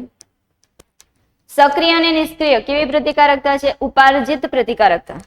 જન્મજાત, જન્મથી જ મળી ગયેલી હોય ને આપણે જન્મજાત પ્રતિકારકતા. ઉપાર્જિત એટલે જન્મ બાદ રોગ થાય ને આપણી અંદર જે એન્ટીબોડી વિકસે ને આપણે ઉપાર્જિત પ્રતિકારકતા. પ્રતિકારકતા શું છે? આપણી રોગ પ્રતિકારક શક્તિ છે.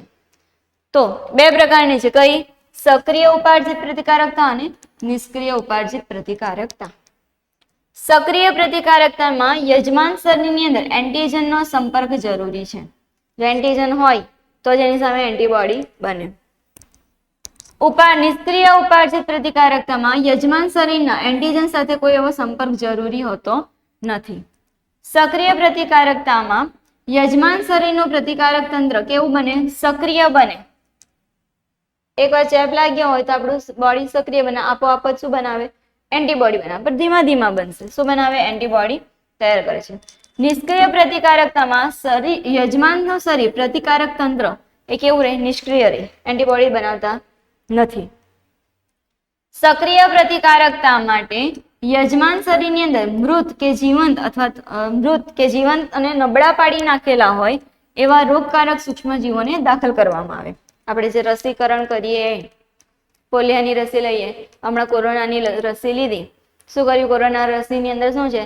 તો કે કોરોના વાયરસ છે જે મૃત અથવા તો એને નિષ્ક્રિય કરી નાખેલો હોય, જે આપણે શરીરની અંદર નાખે, શરીરમાં જાય, આપણું શરીર એ કારકને ઓળખે, રોગને, અને એની સામે શું બનાવે? તો કે એન્ટીબોડી બનાવે છે. તો આ પ્રતિકારકતા કેવી છે?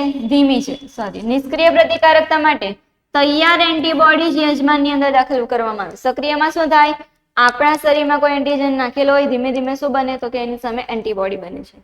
જ્યારે નિષ્ક્રિય ઉપાર્જિતમાં શું થાય? તો કે તૈયાર એન્ટીબોડી નાખવામાં આવે છે.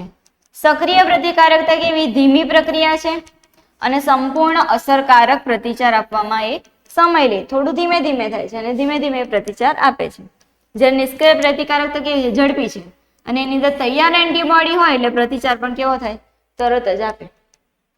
બરાબર. સક્રિય પ્રતિકારકતામાં એન્ટીજનનો પ્રકાર યાદ રાખતા શું આવે? તો કે સ્મૃતિ કોષો. એકવાર એન્ટીજન આવ્યો, એની સામે એન્ટીબોડી બન્યા, આપણું શરીર સ્મૃતિ કોષો એ યાદ રાખે છે કે મને એકવાર આ રોગ થઈ ગયો હતો. બરાબર. એ રોગને યાદ, એટલે ફરી વાર એ રોગ થયો હોય તો પહેલા જેટલો આપણી વીકનેસ આવી ગઈ હોય એટલી બીજી વાર આવતી નથી. એન્ટીબોડી એટલા વિકસી ગયેલા હોય. નિષ્ક્રિય પ્રતિકારકતામાં સ્મૃતિ કોષો સર્જાતા નથી. કેમ? કારણ કે તૈયાર એન્ટીબોડી જ આપી દેવામાં આવે છે. સક્રિય ઉપાર્જિતના ઉદાહરણ આપણે રસીની મેં વાત કરી તેમ પોલિયો, હિપેટાઇટિસની રસી, અત્યારે કરંટ લઈએ તો શેની? કોરોનાની રસી. નિષ્ક્રિય ઉપાર્જિતમાં ટીટેનસ, હડકવા, સાપ કરડી ગયો હોય, હડકવું, કૂતરું કરડે, ખબર છે કે કૂતરું કરડવાનું છે કે પહેલેથી એના એન્ટીબોડી આવી ગયા હોય. બરાબર. તો કૂતરું કરડ્યું હોય, એના લાળમાં જે એનું મોઢાની હડકવાના વાયરસ હોય એ કરડે પછી જ આપણે જે પણ રસી લઈએ કે ઇન્જેક્શન લઈએ, ઇન્જેક્શન શું છે? તૈયાર એન્ટીબોડી છે એની સામેના. બરાબર. તો એ કેવી કહેવાય? નિષ્ક્રિય ઉપાર્જિત કહેવાય, ઉપાર્જિત પ્રતિકારકતા કહેવાય છે. વિભાગ સી ની વાત કરીએ તો 4 ગુણના પ્રશ્ન છે. પહેલું છે આવૃત બીજધારીની લાક્ષણિક અંડકના વિવિધ ભાગોની આકૃતિ દોરીને એને વર્ણવવાનું છે. તમને આકૃતિ મેં કેમ બતાવેલી છે? આ શું છે? બીજ કેન્દ્ર છે. આ શું છે? તો કે અંડનાલ વાળો ભાગ છે. આ ભાગ શું છે? તો કે અંડ છિદ્ર છે. આ ભાગ તો કે અંડક ધ્રુવી છિદ્રીય ધ્રુવ છે. આ બહારનો આ જે ભાગ છે એ કયો છે? બાહ્ય અંડક આવરણ છે. આ અંતઃ અંડક આવરણ, એની ભાગનો આ જે ફરતેનો પ્રદેહ પોષણ આપવાનું કામ કરે એ પ્રદેહ છે. અને આ શું હશે? તો કે ભ્રૂણપુટ. આ તમારું ભ્રૂણપુટ ને આ અંડતલીય ધ્રુવ હશે. જો અંડક દંડ અથવા અંડનાલ કેવો છે? તો કે અંડક દંડ એ ટૂંકા દંડ વડે જરાયુ સાથે ચોંટેલો હોય, આમ હોય આવી રીતે. બરાબર. આવી રીતે આ જરાયુ એની સાથે આ મંડક નાના ટૂંકા દંડ જેવા નાના દંડ સાથે જોડાયેલો હોય. તેને આપણે શું કહીએ? તો કે અંડનાલ કહીએ. બીજ કેન્દ્રની વાત કરીએ તો જે ભાગ વડે અંડકનો દેહ ભાગ અંડનાલ સાથે જોડાયેલો હોય, અંડકનો જે આખો દેહ જે અંડનાલ સાથે જોડાયેલો હોય એ પ્રદેશને આપણે શું કહીએ? બીજ કેન્દ્ર કહીએ. અને બીજ કેન્દ્ર શું છે તો કે અંડક અને અંડનાલ વચ્ચેનું સંગમ સ્થાન છે. જુઓ આવી છે બીજ કેન્દ્ર જે છે એ શું છે તો કે અંડક અને આ અંડનાલ જે છે આ અંડનાલ અને અંડક અને અંડનાલ એ બંને વચ્ચેનું જે જોડાણ સ્થાન છે એને આપણે શું કહીએ બીજ કેન્દ્ર કહીએ. પ્રદેહ અંડક આવરણથી ઘેરાયેલા કોષોનો સમૂહ એને આપણે શું કહેવામાં આવે પ્રદેહ. અંડક આવરણોથી ઘેરાયેલો જે કોષોનો સમૂહ એ શું છે પ્રદેહ. આ જો આ પ્રદેહ વાળો ભાગ હા બરોબર. પ્રદેહના કોષો વિપુલ પ્રમાણમાં શું સંગ્રહ કરે ખોરાક સંગ્રહ કરે એટલે જેથી કરીને જે ભ્રૂણ વિકસવાનું છે ભ્રૂણને પોષણ આપી શકે. ભ્રૂણપોટ પ્રદેહના અંડક છિદ્ર તરફના છેડે અંડાકાર કોષ આવેલો હોય જેને શું કહેવાય ભ્રૂણપુટ અથવા તો માદાજન્યુજનક જેમાંથી અંડકોષ બને છે માદાજન્યુજનક કહેવામાં આવે. અંડકની અંદર સામાન્ય રીતે એક મહાબીજાણુધાનીમાંથી સર્જાયેલ એક ભ્રૂણપુટ આવેલો હોય. એક મહાબીજાણુધાની સામાન્ય રીતે એક મહાબીજાણુધાનીમાંથી એક ભ્રૂણપુટ હોય અને પુખ્ત અંડકનો એ મહત્વનો ભાગ બનાવે છે. કોણ તો કે ભ્રૂણપુટ. અંડક આવરણો જે છે એ દરેક અંડક એક અથવા તો બે રક્ષણાત્મક આવરણો ધરાવે છે જેને આપણે શું કહેવાય અંડક આવરણ. અંડકની ફરતે આવેલું છે રક્ષણાત્મક આવરણ એને અંડક આવરણ કહેવાય. એક હોય અથવા તો બે હોય. અંડક છિદ્ર જેને બીજાંડ છિદ્ર તરીકે પણ ઓળખવામાં આવે તો કે પ્રદેહને ઘેરતા ભાગ એનો જે અંડક આવરણ એના ટોચના ભાગે એક છિદ્ર જેવી રચના છે એને આપણે શું કહીએ અંડક છિદ્ર તરીકે ઓળખીએ છીએ. અંડક તલ શું છે તો કે અંડક છિદ્રના સામેના છેડે જે પ્રદેહનો તલ વાળો ભાગ જે અંડક આવરણ સર્જાય એને આપણે શું કહેવાય અંડક તલ તરીકે ઓળખવામાં આવે છે. એ પછી અંડકોષ જનન એટલે શું? અંડકોષ જનનની ક્રિયાની ટૂંકમાં માહિતી આપવાની છે. અંડકોષ જનન તો પરિપક્વ માદા જનન કોષના નિર્માણની ક્રિયાને આપણે શું કહેવાય અંડકોષ જનન. અંડકોષ નિર્માણની ક્રિયા એને આપણે શું કહીએ અંડકોષ જનન કહીએ. જે શુક્રકોષ જનન કરતા કેવી છે જુદી પડે છે. હવે બીજી વસ્તુ જ્યારે સ્ત્રી એની પોતાની માતાના ગર્ભમાં હશે ત્યારે જ એના અંડકોષ બનવાનું ચાલુ થઈ ગયેલું હશે. જ્યારે પુરુષની અંદર એ પુખ્તાવસ્થાએ પહોંચે પછીથી એના શુક્રકોષો વ્યવસ્થિત નિર્માણ પામવા માંગે પુખ્ત થવા માંડે પરિપક્વ બનવા માંડે. જ્યારે સ્ત્રીની અંદર પરિપક્વ અંડકોષ જે છે એ પરિપક્વ ત્યારે જ બનશે જ્યારે ફલન થશે. એટલું યાદ રાખજો. એમાં 3 તબક્કામાં થાય. પહેલો તબક્કો છે ગુણન તબક્કો તો કે અંડકોષ જનન ગર્ભ વિકાસ દરમિયાન શરૂ થાય જ્યારે દરેક ગર્ભીય અંડપિંડમાંથી લાખોની સંખ્યામાં જનન માતૃ કોષો ગર્ભ વિકાસ દરમિયાન જે સ્ત્રી પોતે એના માતાના ગર્ભમાં હશે ત્યારે જ એ અંડકોષ જનનની ક્રિયા શરૂ થઈ જાય અને લાખોની સંખ્યામાં જનન માતૃ કોષ અથવા તેને શું કહેવાય આદિપૂર્વ અંડકોષ એનું નિર્માણ થાય છે. બીજો તબક્કો છે વૃદ્ધિ તબક્કો તો કે જન્મ બાદ જે વધારાના આદિપૂર્વ અંડકોષ જે છે એ નિર્માણ પામતા હોય. આદિપૂર્વ અંડકોષનું હવે નિર્માણ પામવાનું બંધ થઈ જશે. જે બની ગયા છે એમાંથી આગળ વિભાજન પામશે અને અર્ધીકરણની ક્રિયા થશે. આગળ જે છે અંડકોષ નિર્માણ પામતા નથી એટલે કે ઉમેરાતા નથી. કોષ વિભાજન પામવાનું શરૂ કરે. એ જે અંડકોષ બની ગયા હશે એ કોષ વિભાજન પામવાનું શરૂ કરશે અને અર્ધીકરણની પૂર્વાવસ્થા એક એની અંદર પ્રવેશિત કરે. લિપ્ટોટીન, ઝાયગોટીન, ડિપ્લોટીન, ડાયકાઇનેસિસ એ બધા જે તમારા જે 4-5 તબક્કા છે પૂર્વાવસ્થા એકના એની અંદર ધીમે ધીમે પસાર થાય છે અને હંગામી ધોરણે આ અવસ્થાની અંદર શું થાય તો કે સ્થાયી રહે. પૂર્વાવસ્થા એકમાં જ સ્થાયી રહે જેને પ્રાથમિક પૂર્વ અંડકોષ કહેવાય. માતાના ગર્ભમાં હતું આદિપૂર્વ અંડકોષો બનતા હતા. જન્મ થયો આદિપૂર્વ અંડકોષ બનવાના બંધ થઈ છે. જે અંડકોષો બની ગયેલા છે આદિપૂર્વ અંડકોષ એમાં જ આગળ શું થાય તો કે અર્ધીકરણની ક્રિયા થાય. કોષ વિભાજન થાય અર્ધીકરણ થાય. અર્ધીકરણ એકમાં કયું પૂર્વાવસ્થા એકમાં એ ત્યાં જ બની રહે. ત્યાં આગળ એનું આગળની પ્રોસેસમાં જતું નથી. એ ત્યાં જ રહે છે. તેને આપણે શું કહીએ પ્રાથમિક પૂર્વ અંડકોષ. દરેક પ્રાથમિક પૂર્વ અંડકોષ ત્યારબાદ શું કરે તો કે ગ્રંથીય કોષોનું સ્તરથી ઘેરાય. પ્રાથમિક કોષ છે એનું ફરતે શું થાય તો કે ગ્રંથીય કોષોનું સ્તરથી ઘેરાઈ જાય છે અને એ શું કરે તો કે પ્રાથમિક પુટિકાનું નિર્માણ કરે છે. આ મોટી સંખ્યામાં આ પુટિકાઓ જન્મથી લઈને યૌવનારંભ દરમિયાન શું થાય તો કે વિઘટન પામે. જે પ્રાથમિક પુટિકા બની ધીમે ધીમે જેમ જેમ સ્ત્રી પુખ્ત થતી જશે યૌવનારંભ તરફ પહોંચતી જશે પ્રાથમિક પુટિકા શું થાય તો કે ધીમે ધીમે વિઘટન પામશે.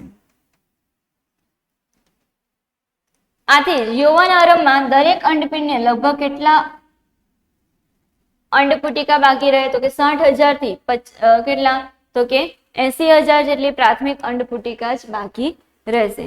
પ્રાથમિક ગ્રંથીય કોષો પણ નવા ઘણા સ્તરો ધરાવે એટલે કે આ જે અંડકોષ છે એની ફરતે એક પ્રાથમિક પુટિકા બની, એની ફરતે હવે શું બનશે તો કે દ્વિતીયક પુટિકા બનશે, એની ફરતે દ્વિતીયક પુટિકાની ફરતે શું બને તો કે તૃતીયક પુટિકા પણ બને. દ્વિતીયક પુટિકા બને અને દ્વિતીયક પુટિકાની ફરતે શું બને તો કે તૃતીયક પુટિકામાં ફેરવાઈ જાય.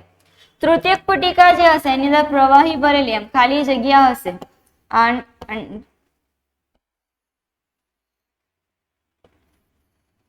તૃતીયક પુટિકા જે બની ગઈ એમાં શું છે આ ખાલી જગ્યા છે, પ્રવાહી ભરેલી ગુહા છે, એન્ટ્રમ જેને કહેવામાં આવે એ એની લાક્ષણિકતા છે. અંદરનું જે સ્તર એને શું કહેવાય થીકા ઇન્ટરના કહેવાય. જે અંડકોષ એનું અંદરનું જે અંદર એને શું કહેવાય થીકા ઇન્ટરના. એ પછી આવી રીતે અહીંયા કોષો હશે, આમ કોષોનો સમૂહ હશે. બહારનું જે છે એને શું કહેવાય થીકા એક્સટર્નલ. એ પછી જો પ્રાથમિક પૂર્વ અંડકોષ એની ફરતે પ્રાથમિક પુટિકાનું નિર્માણ થયું, સ્થાયી છે આગળ કશે નથી ગયો. એ પ્રાથમિક પુટિકામાંથી શેમાં ફેરવાય દ્વિતીયકમાં, દ્વિતીયક પુટિકામાંથી શેમાં ફેરવાય તૃતીયક પુટિકામાં. તૃતીયક પુટિકાની ખાસિયત શું છે તો કે એમાં પ્રવાહી ભરેલી ગુહા ખાલી જગ્યા પોલાણ જેવો જોવા મળે. એ પ્રવાહીને શું કહેવાય એન્ટ્રમ કહેવાય. હવે એની ફરતે જે અંદરનું જે સ્તર છે એને શું કહેવાય થીકા ઇન્ટરના અને બહારનું જે સ્તર એને શું કહેવાય થીકા એક્સટર્નલ. ત્રીજો તબક્કો છે પરિપક્વન તબક્કો. તો પ્રાથમિક પૂર્વ અંડકોષ એની કદમાં શું થાય વૃદ્ધિ. તૃતીયક પુટિકાની અંદર જે પ્રાથમિક પૂર્વ અંડકોષ રહેલો છે એ ધીમે ધીમે વૃદ્ધિ પામે.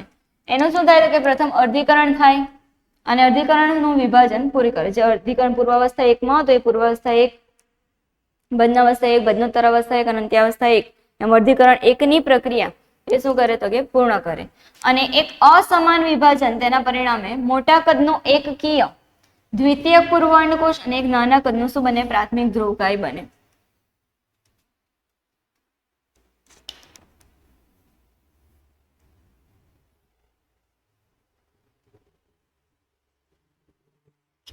પ્રાથમિક પૂર્વ અંડકોષ છે શું થયું તો કે અર્ધીકરણ થયું. અર્ધીકરણ થઈને જે બે મળે તેમાં એક કેવો મળે મોટો મળે ને એક નાનું મળે.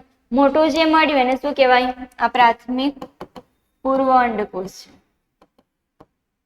આ શું મળે દ્વિતીય પૂર્વ અંડકોષ. અને આ જે નાનું મળ્યું એ શું છે કે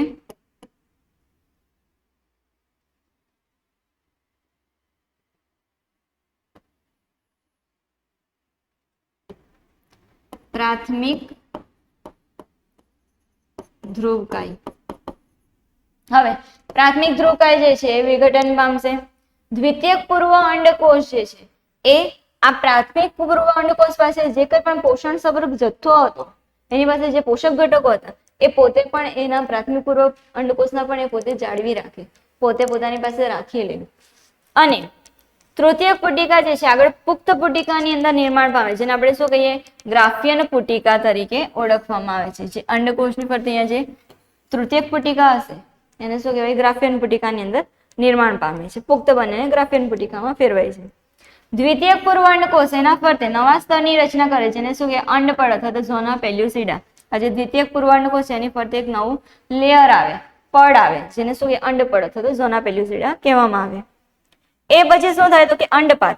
ગ્રાફિયન પુટિકા જે છે એનો વિકાસ પામે. વિકાસ પામે અંડપિંડમાંથી આ દ્વિતીયક પૂર્વ અંડકોષ જે છે એ મુક્ત થાય જેને આપણે શું કહીએ અંડપાદ કહીએ. આ જે કોર્પસ અંડકોષ જે છે ગ્રાફિયન પુટિકા છે એ શું થાય તો કે વિઘટન પામે. તૂટે એટલે આ એક અંડકોષ મુક્ત થાય. કયો હશે દ્વિતીયક પૂર્વ અંડકોષ હશે. એમાંથી આગળ શું હશે તો કે પછી આગળ કોર્પસ લ્યુટિયમનું એનું નિર્માણ થશે. કોર્પસ લ્યુટિયમ શું છે તો કે અંડકોષ વગરની એક પુટિકા રચના છે આપણે કોર્પસ લ્યુટિયમ કહીએ. એ પછી જોઈએ તો કે ઋતુચક્ર શું છે. અંતઃસ્રાવોનું આ ચક્ર કેવી રીતે નિયમન કરે, અંતઃસ્રાવ કેવી રીતે આ ચક્રનું નિયમન કરે. પહેલા માદા પ્રાઇમેટ જે ઉદાહરણ તરીકે વાનર, એપ્સ, માનવ એની અંદર જોવા મળતું જે પ્રજનન ચક્ર એને આપણે શું કહેવાય ઋતુચક્ર તરીકે ઓળખીએ. પ્રથમ ઋતુસ્રાવની શરૂઆત ક્યારથી થાય તો કે યૌવનારંભથી થાય, જેને આપણે શું કહેવાય, પ્રથમ વાર જે ઋતુસ્રાવ થાય એને આપણે રજો દર્શન મેનાર્ક તરીકે ઓળખવામાં આવે. શું કહેવાય? મેનાર્ક તરીકે ઓળખવામાં આવે. સ્ત્રીઓમાં ઋતુસ્રાવ સરેરાશ કેટલા દિવસના અંતરાલે તો કે 28 થી 29 દિવસના અંતરાલે જોવા મળે. પ્રથમ ઋતુસ્રાવથી લઈને બીજા ઋતુસ્રાવ વચ્ચેનો જે સમયગાળો છે એની અંદર ચક્રીય રીતે કંઈક ઘટના બને, જેને આપણે શું કહીએ? ચક્રીય ઘટનાને આપણે શું કહીએ? ઋતુચક્ર કહીએ. દરેક ઋતુચક્રની મધ્યમાં એક અંડકોષ મુક્ત થાય, જેને આપણે શું કહીએ? અંડપાત. તમને ખ્યાલ હશે 14મા દિવસે જે 28 દિવસો માની લો કે 28 દિવસનો અંતરાલ છે, તો મધ્યમાં એટલે કે 14મા દિવસે શું થાય? અંડપાત થાય. એ પછી પહેલો, હવે એમાં અલગ અલગ તબક્કાઓમાં જોવાનું. પહેલો તબક્કો છે ઋતુસ્રાવ તબક્કો. ઋતુસ્રાવ તબક્કામાં શું થાય તો કે આ તબક્કાથી ચક્રની શરૂઆત ઋતુસ્રાવ તબક્કાથી થાય. આ સમયે જે ઋતુસ્રાવ છે કેટલા દિવસ તો કે 3 થી 5 દિવસ સુધી ચાલે છે. ગર્ભાશયનું અંતઃસ્તર એટલે કે એન્ડોમેટ્રિયમ સ્તર જે છે તે અને રુધિર વાહિની તૂટે એના કારણે રુધિર જે છે એ યોનિમાર્ગ દ્વારા બહાર ધકેલાય છે. ઋતુસ્રાવમાં ઋતુસ્રાવ ત્યારે જોવા મળે જ્યારે અંડકોષ ફલિત હોતો નથી. જ્યારે અંડકોષ ફલિત થઈ ગયો હોય તો ઋતુસ્રાવ જોવા મળતો નથી. બરાબર છે? અંડકોષ ફલિત ના હોય તે સમયે જ ઋતુસ્રાવ જોવા મળે. ઋતુસ્રાવનો અભાવ ગર્ભધારણની સૂચક નિશાની છે. જો ઋતુસ્રાવ એટલે કે માસિક ચક્ર ખોરવાઈ ગયું હોય, માસિક ના આવ્યું હોય તો એ સમયે ગર્ભધારણની શક્યતા રહેલી છે, પણ 100% નહીં. એના માટે અમુક કારણો પણ છે, જેમ કે તણાવ છે, અસ્વસ્થતા છે, એના કારણે પણ માસિક ના આવે એવું પણ બની શકે. બીજો છે પુટકીય તબક્કો, જેને પ્રોલિફરેટિવ તબક્કો તરીકે પણ ઓળખવામાં આવે છે. આ તબક્કા દરમિયાન અંડપિંડમાંની પ્રાથમિક પુટિકાઓ વૃદ્ધિ પામે અને સંપૂર્ણ રીતે શેમાં ફેરવાઈ જાય? ગ્રાફીન પુટિકામાં. મેં તમને કીધું અંડપુટિકા ફેરવાય, પુખ્ત બને અને ગ્રાફીન પુટિકામાં ફેરવાય જાય. અને સાથે સાથે ગર્ભાશયનું જે એન્ડોમેટ્રિયમ સ્તર છે એના પ્રસાર દ્વારા ફરીથી શું બનવા? 3 થી 5 દિવસ વધી ગયા, ઋતુસ્રાવ થઈ ગયો, હવે બંધ થઈ ગયો. 5 દિવસ પછીથી હવે શું થાય કે ફરીથી પાછું એન્ડોમેટ્રિયમ સ્તર ધીમે ધીમે બનવા માંડે છે. અંડપિંડ અને ગર્ભાશયની અંદર આ ફેરફારો કોના દ્વારા પ્રેરાય છે તો કે પિચ્યુટરી ગ્રંથિમાંથી અને અંડપિંડી અંતઃસ્રાવની અંદર જે અંતઃસ્રાવ મુક્ત થાય છે એના દ્વારા. જો તમે 1 થી 5 દિવસ સુધી કહો તો કે ઋતુસ્રાવ જે રજોદર્શન, એમાં ધીરે ધીરે વિકાસશીલ પુટિકાઓ જોવા મળે.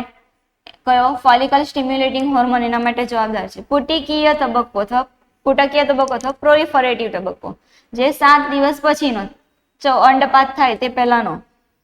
તેમાં શું થાય કે પુટિકા પુખ્ત બને એ દરમિયાન અંડપિંડીય સ્રાવ ઇસ્ટ્રોજન અને પ્રોજેસ્ટેરોન કેવું હશે? અચળ હશે. ઇસ્ટ્રોજન ધીમે ધીમે વધશે. કેમ? કારણ કે અંડપાત થવાનું છે એટલા માટે. એ જ રીતે લ્યુટેનાઇઝિંગ હોર્મોન પણ શું થાય તો કે અચળ છે, અંડપાત થવાનો છે ત્યારે ધીમે ધીમે વધવા માંડશે. ફોલિકલ સ્ટિમ્યુલેટિંગ હોર્મોન પણ કેવું જશે તો કે ઓછું થશે અને પછી ધીમે ધીમે વધશે. અંડપિંડી અંતઃસ્રાવની માત્રામાં થતો ફેરફાર દ્વારા અને પિચ્યુટરી ગ્રંથિની અંદર થતા જે ફેરફારો છે એના દ્વારા પ્રેરાય. ગોનાડોટ્રોપિન્સ એટલે કે લ્યુટેનાઇઝિંગ હોર્મોન અને ફોલિકલ સ્ટિમ્યુલેટિંગ હોર્મોન એનો સ્ત્રાવ પુટકીય તબક્કા દરમિયાન ધીમે ધીમે શું થાય તો કે વધે. જો ફોલિકલ સ્ટિમ્યુલેટિંગ હોર્મોન અને આ લ્યુટેનાઇઝિંગ હોર્મોન ધીમે ધીમે શું થાય તો કે વધવા માંડે છે. પુટકીય વિકાસ તેમજ વિકસિત પુટિકાઓ દ્વારા ઇસ્ટ્રોજનના સ્ત્રાવને શું થાય? ઉત્તેજન પામે છે. જેમ જેમ પુટકીય તબક્કામાં પુટકીયનો વિકાસ થશે, પુટિકાઓ પુખ્ત બનતી જશે, તેમ તેમ ઇસ્ટ્રોજનનો સ્ત્રાવ કેવો થશે? વધારે જોવા મળે.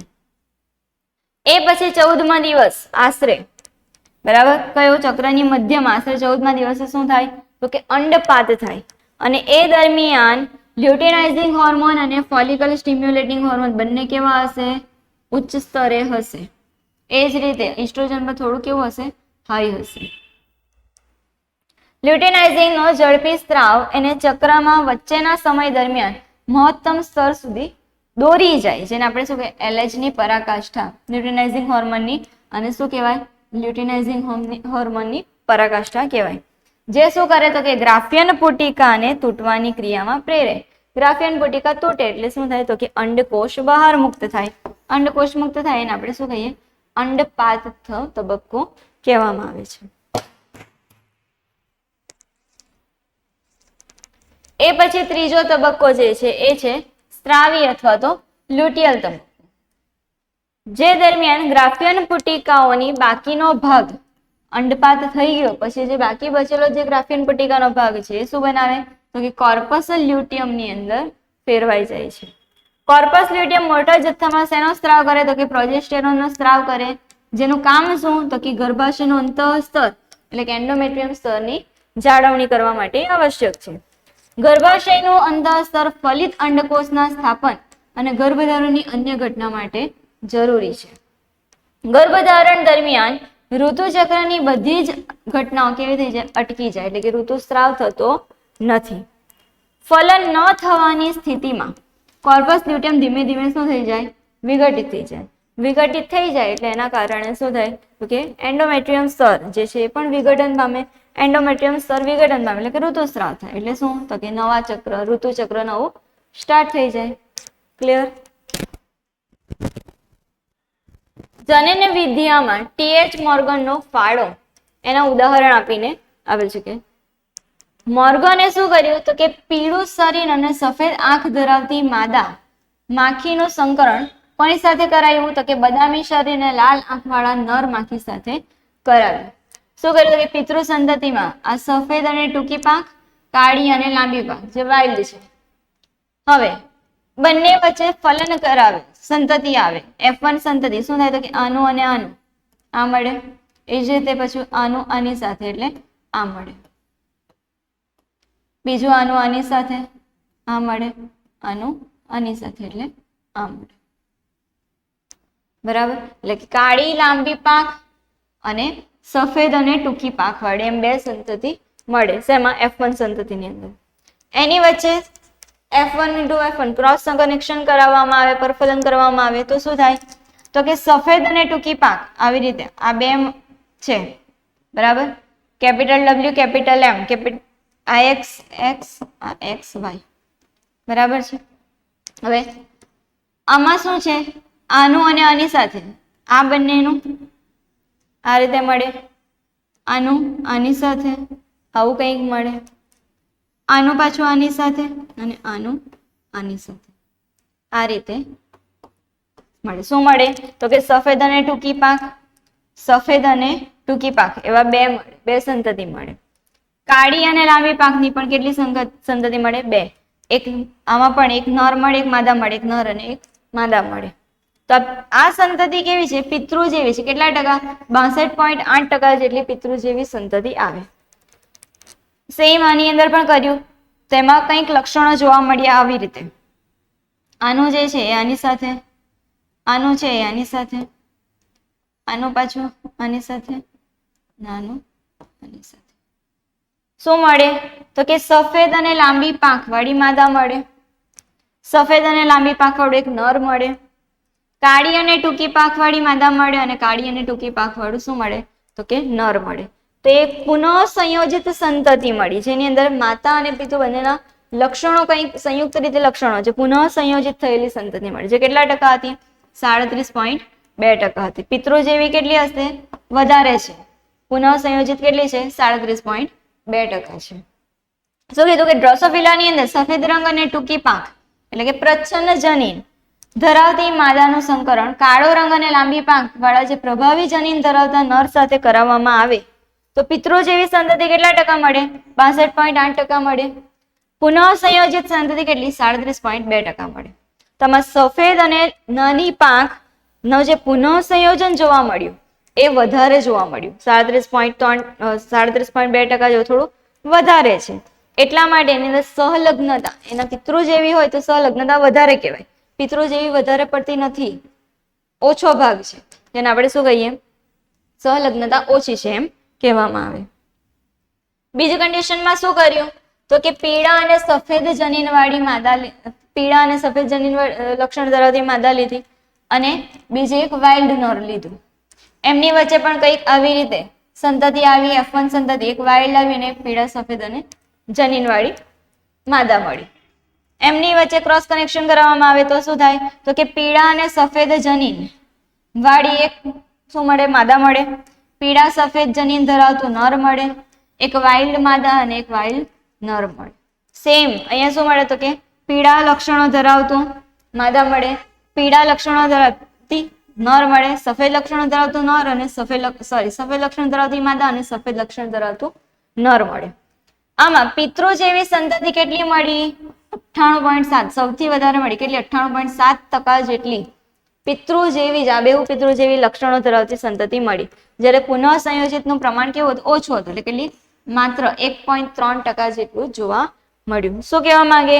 તો કે ડ્રોસોફિલામાં પીળા રંગ અને સફેદ આંખ માટેનું જે પ્રચ્છન્ન જનીન છે એ પ્રચ્છન્ન ધરાવતી માદાનું જ્યારે બ્રાઉન રંગ અને અથવા તો લાલ રંગ નું જે પ્રભાવી જનીન ધરાવતા નર સાથે જ્યારે એને સંક્રમિત કરવામાં આવે, શરીરનું સંકરણ કરાવવામાં આવે ત્યારે પિતૃ જેવી સંતતિ કેટલી મળે? 98.7% મળે. અને પુનઃ સંયોજિત સંતતિ કેટલી મળે? 1.3% મળે. તો આમ પીળા અને સફેદ જનીન એના માટે જે પુનઃ સંયોજિત કેવું ધરાવે? ઓછું છે, એટલા માટે સહલગ્નતા કેવું? વધારે. પુનઃ સંયોજિત ઓછું છે એટલે સહલગ્નતા કેવી? વધારે. તો જે જનીનો એકબીજાના જનીનો સામે નિકટતા કેવી? વધારે દર્શાવે. નિકટતા વધારે એ કોણ કહેવાય? મોર્ગન માટેનું કીધું છે. એણે શું જોયું? તો કે બે જનીનોની જોડ એકબીજાથી સ્વતંત્ર રીતે વિશ્લેષણ ન પામીને F2 સંતતિનું પ્રમાણ જે 9:3:3:1 જે મેન્ડલને મળ્યું હતું એની અંદર અલગ, એના કરતા કેવું મળ્યું? અલગ પ્રાપ્ત થયું. મોર્ગન અને તેના સહયોગી જાણતા હતા કે જનીન X રંગસૂત્ર પર સ્થિત હોય. જે લક્ષણો માટેના જનીન કેવા હોય? X રંગસૂત્ર પર સ્થિર એટલે કે હોય, જોવા મળે. અને એના માટે એમણે તરત જાણી લીધું કે જ્યારે દ્વિસંકરણની અંદર ક્રોસમાં બે જનીનો એક જ રંગસૂત્ર પર આવેલા હોય, બે લક્ષણ ધરાવતા જનીનો જે એક જ રંગસૂત્ર પર આવેલા હોય ત્યારે પિતૃજનીનનું સંયોજનનું પ્રમાણ બિનપિતૃ પ્રકાર કરતા કેવું થઈ જાય?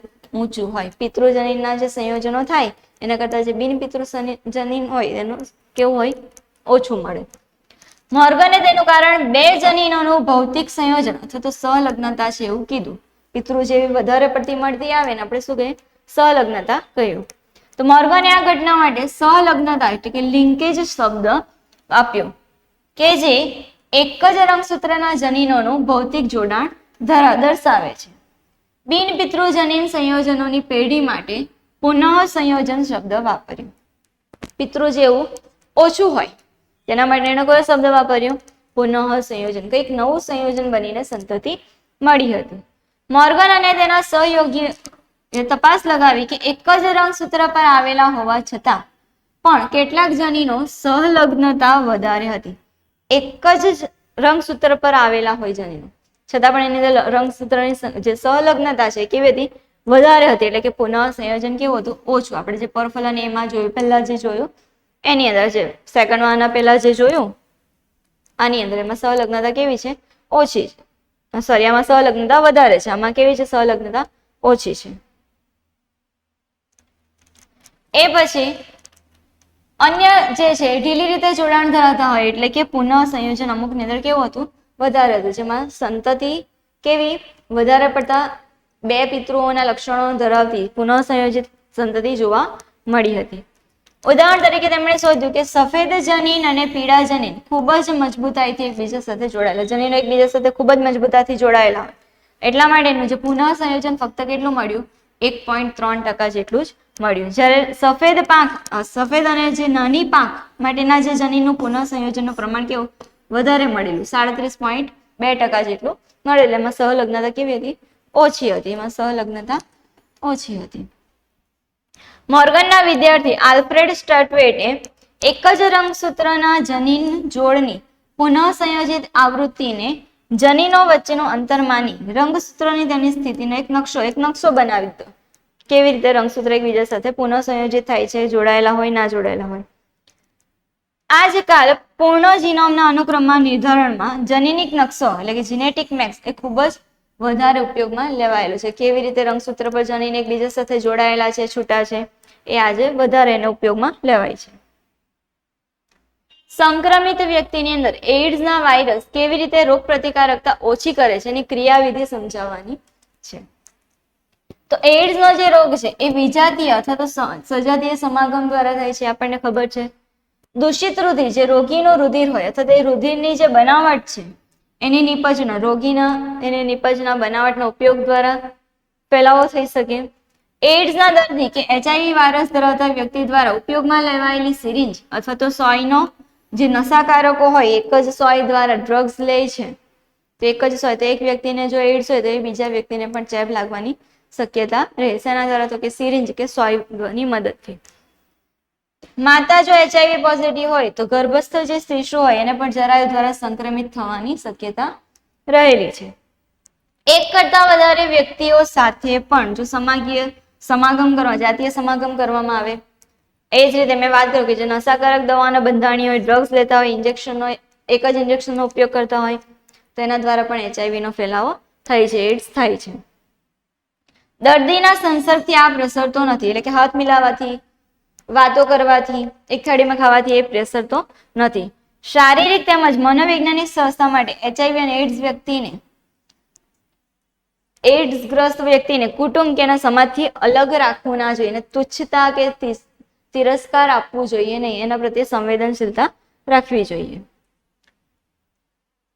કેવી રીતે થાય છે? તો કે એઇડ્સનો ચેપ લાગે અને એના લક્ષણો જે દેખાય એની વચ્ચે અમુક સમયગાળો હોય, અંતરાલ હોય, જે અમુક મહિના હોય કે અથવા તો વર્ષોની અંદર, વર્ષો પછી પણ જોવા મળે. કેટલા? કે 5 થી 10 વર્ષ પછી પણ જોવા મળે. વ્યક્તિના શરીરની અંદર HIV પ્રવેશે તો એ પહેલા ક્યાં જાય? તો કે વાયરસ મેક્રોફેઝની અંદર એ પહેલા પ્રવેશે છે. મેક્રોફેઝની અંદર વાયરસનો જે RNA છે, એનું જે જનીન દ્રવ્ય છે, એનું શું થાય? Reverse transcription. આપણે જે ટ્રાન્સક્રિપ્શન શું થાય? તો કે DNA સ્વયંજનન પામે, પ્રત્યાંગન થાય અને mRNA બનાવે. આની પાસે તો ઓલરેડી શું છે? તો કે RNA છે. RNA નું શું? તો કે એનું અનુરૂપ રિવર્સ ટ્રાન્સક્રિપ્શન કરે અને શું બનાવે? એને અનુરૂપ પહેલા DNA બનાવશે. એને આપણે શું કહીએ? રિવર્સ ટ્રાન્સક્રિપ્શન, ઉલટું પ્રત્યાંકન. અને એના માટે ઉત્સેચક કયો છે? રિવર્સ ટ્રાન્સક્રિપ્ટેઝ ઉત્સેચક. એના મદદથી શું બનાવે? તો કે DNA, અને એ DNA આગળ સ્વયંજનન પામે. વાયરસનું જે DNA યજમાન કોષની અંદર એના DNA માં દાખલ થાય. યજમાન કોષની અંદર એ સીધા જ વાયરસના અણુઓ પેદા કરે, એનું DNA વ્યક્તિની અંદર પ્રવેશી ગયું, તેના કોષમાં એનું શું થવા માંડે? સ્વયંજનન પામવા માંડે. અને એ મેક્રોફેજ જે છે સતત આ વાયરસને પેદા કર્યા કરે છે. આ રીતે એને HIV ના કારખાના તરીકે પણ એ વર્તવા મળે. સતત એનું સ્વયંજનન પામે, સતત એના જનીનો ઉમેરાતા જાય, DNA ઉમેરાતું જાય, તો એ વાયરસની સંખ્યા કેવી થાય? વધતી જાય. એ જ વખતે HIV મદદ કરતા શું કરે? તો કે ટી લસિકા કોષો આપણા જે શરીરના રોગ પ્રતિકારક શક્તિ માટેના જે બી અને ટી કોષો છે, તો આ કોને અફેક્ટ કરે છે? મદદ કરતા જે ટી કોષો છે, જે એન્ટીબોડી બનાવવા માટે, રોગ પ્રતિકારકતા વધારવા માટે જે મદદ કરતા છે, એને અસર કરે, એની અંદર પ્રવેશે અને ત્યાં સ્વયંજનન પામીને શું કરી નાખે? તો કે રુધિરની અંદર મુક્ત થાય. એ બાદ એ શું કરે? તો કે અન્ય જે ટી લસિકા કોષો પર હુમલો કરે, બીજા ટી કોષો પર હુમલો કરે અને એને મારી નાખે. જેમ જેમ ટી કોષો ઓછા થતા જશે, એન્ટીબોડી આપણા ઘટા જાય, રોગ પ્રતિકારક શક્તિ આપણી કેવી થઈ જાય? ઘટતી જાય. તો આવું વારંવાર થવાથી ચેપી વ્યક્તિના શરીરમાં ટી કોષોની સંખ્યા કેવી થઈ જાય? ઘટી જાય. અને ઘટી જાય એ દરમિયાન વ્યક્તિને લાંબા સમય સુધી શું આવે? તો કે તાવ આવે, ઝાડા થાય અને એનું વજન જે છે એમાં સતત ઘટાડો જોવા મળે છે. જો અહીંયા એક આકૃતિ આપેલી છે કે આ રિટ્રોવાયરસ છે, એનું આ RNA જનીન દ્રવ્ય છે, વાયરલ RNA કોર.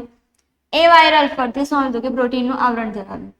એનું કોઈ સામાન્ય કોષને, આ શું છે? તો કે પ્રાણી કોષ છે, એનું કોષ રસપટલ છે, તો પ્રાણી કોષની અંદર એ ચેપ કરે, ચેપ લગાવે તો એ વાયરલ જે RNA છે એ કોષની અંદર દાખલ થાય એટલે એનું શું થાય? તો કે રિવર્સ ટ્રાન્સક્રિપ્શન થાય અને એનું શું બનાવે? તો કે DNA બનાવે.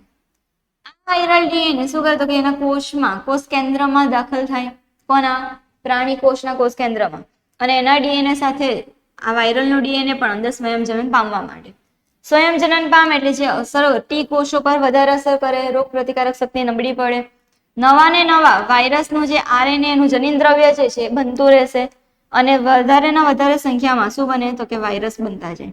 અને આ જે નવા વાયરસ જે છે એક ટી કોષોને અફેક્ટ કરે છે, અસર કરે છે. અસર કરશે એટલે શું થાય તો કે આપણી રોગ પ્રતિકારક શક્તિ ઓછી કરી નાખે. એના કારણે શું થાય તો કે તાવ આવે, ઝાડા અને વજનમાં સતત ઘટાડો જોવા મળે છે.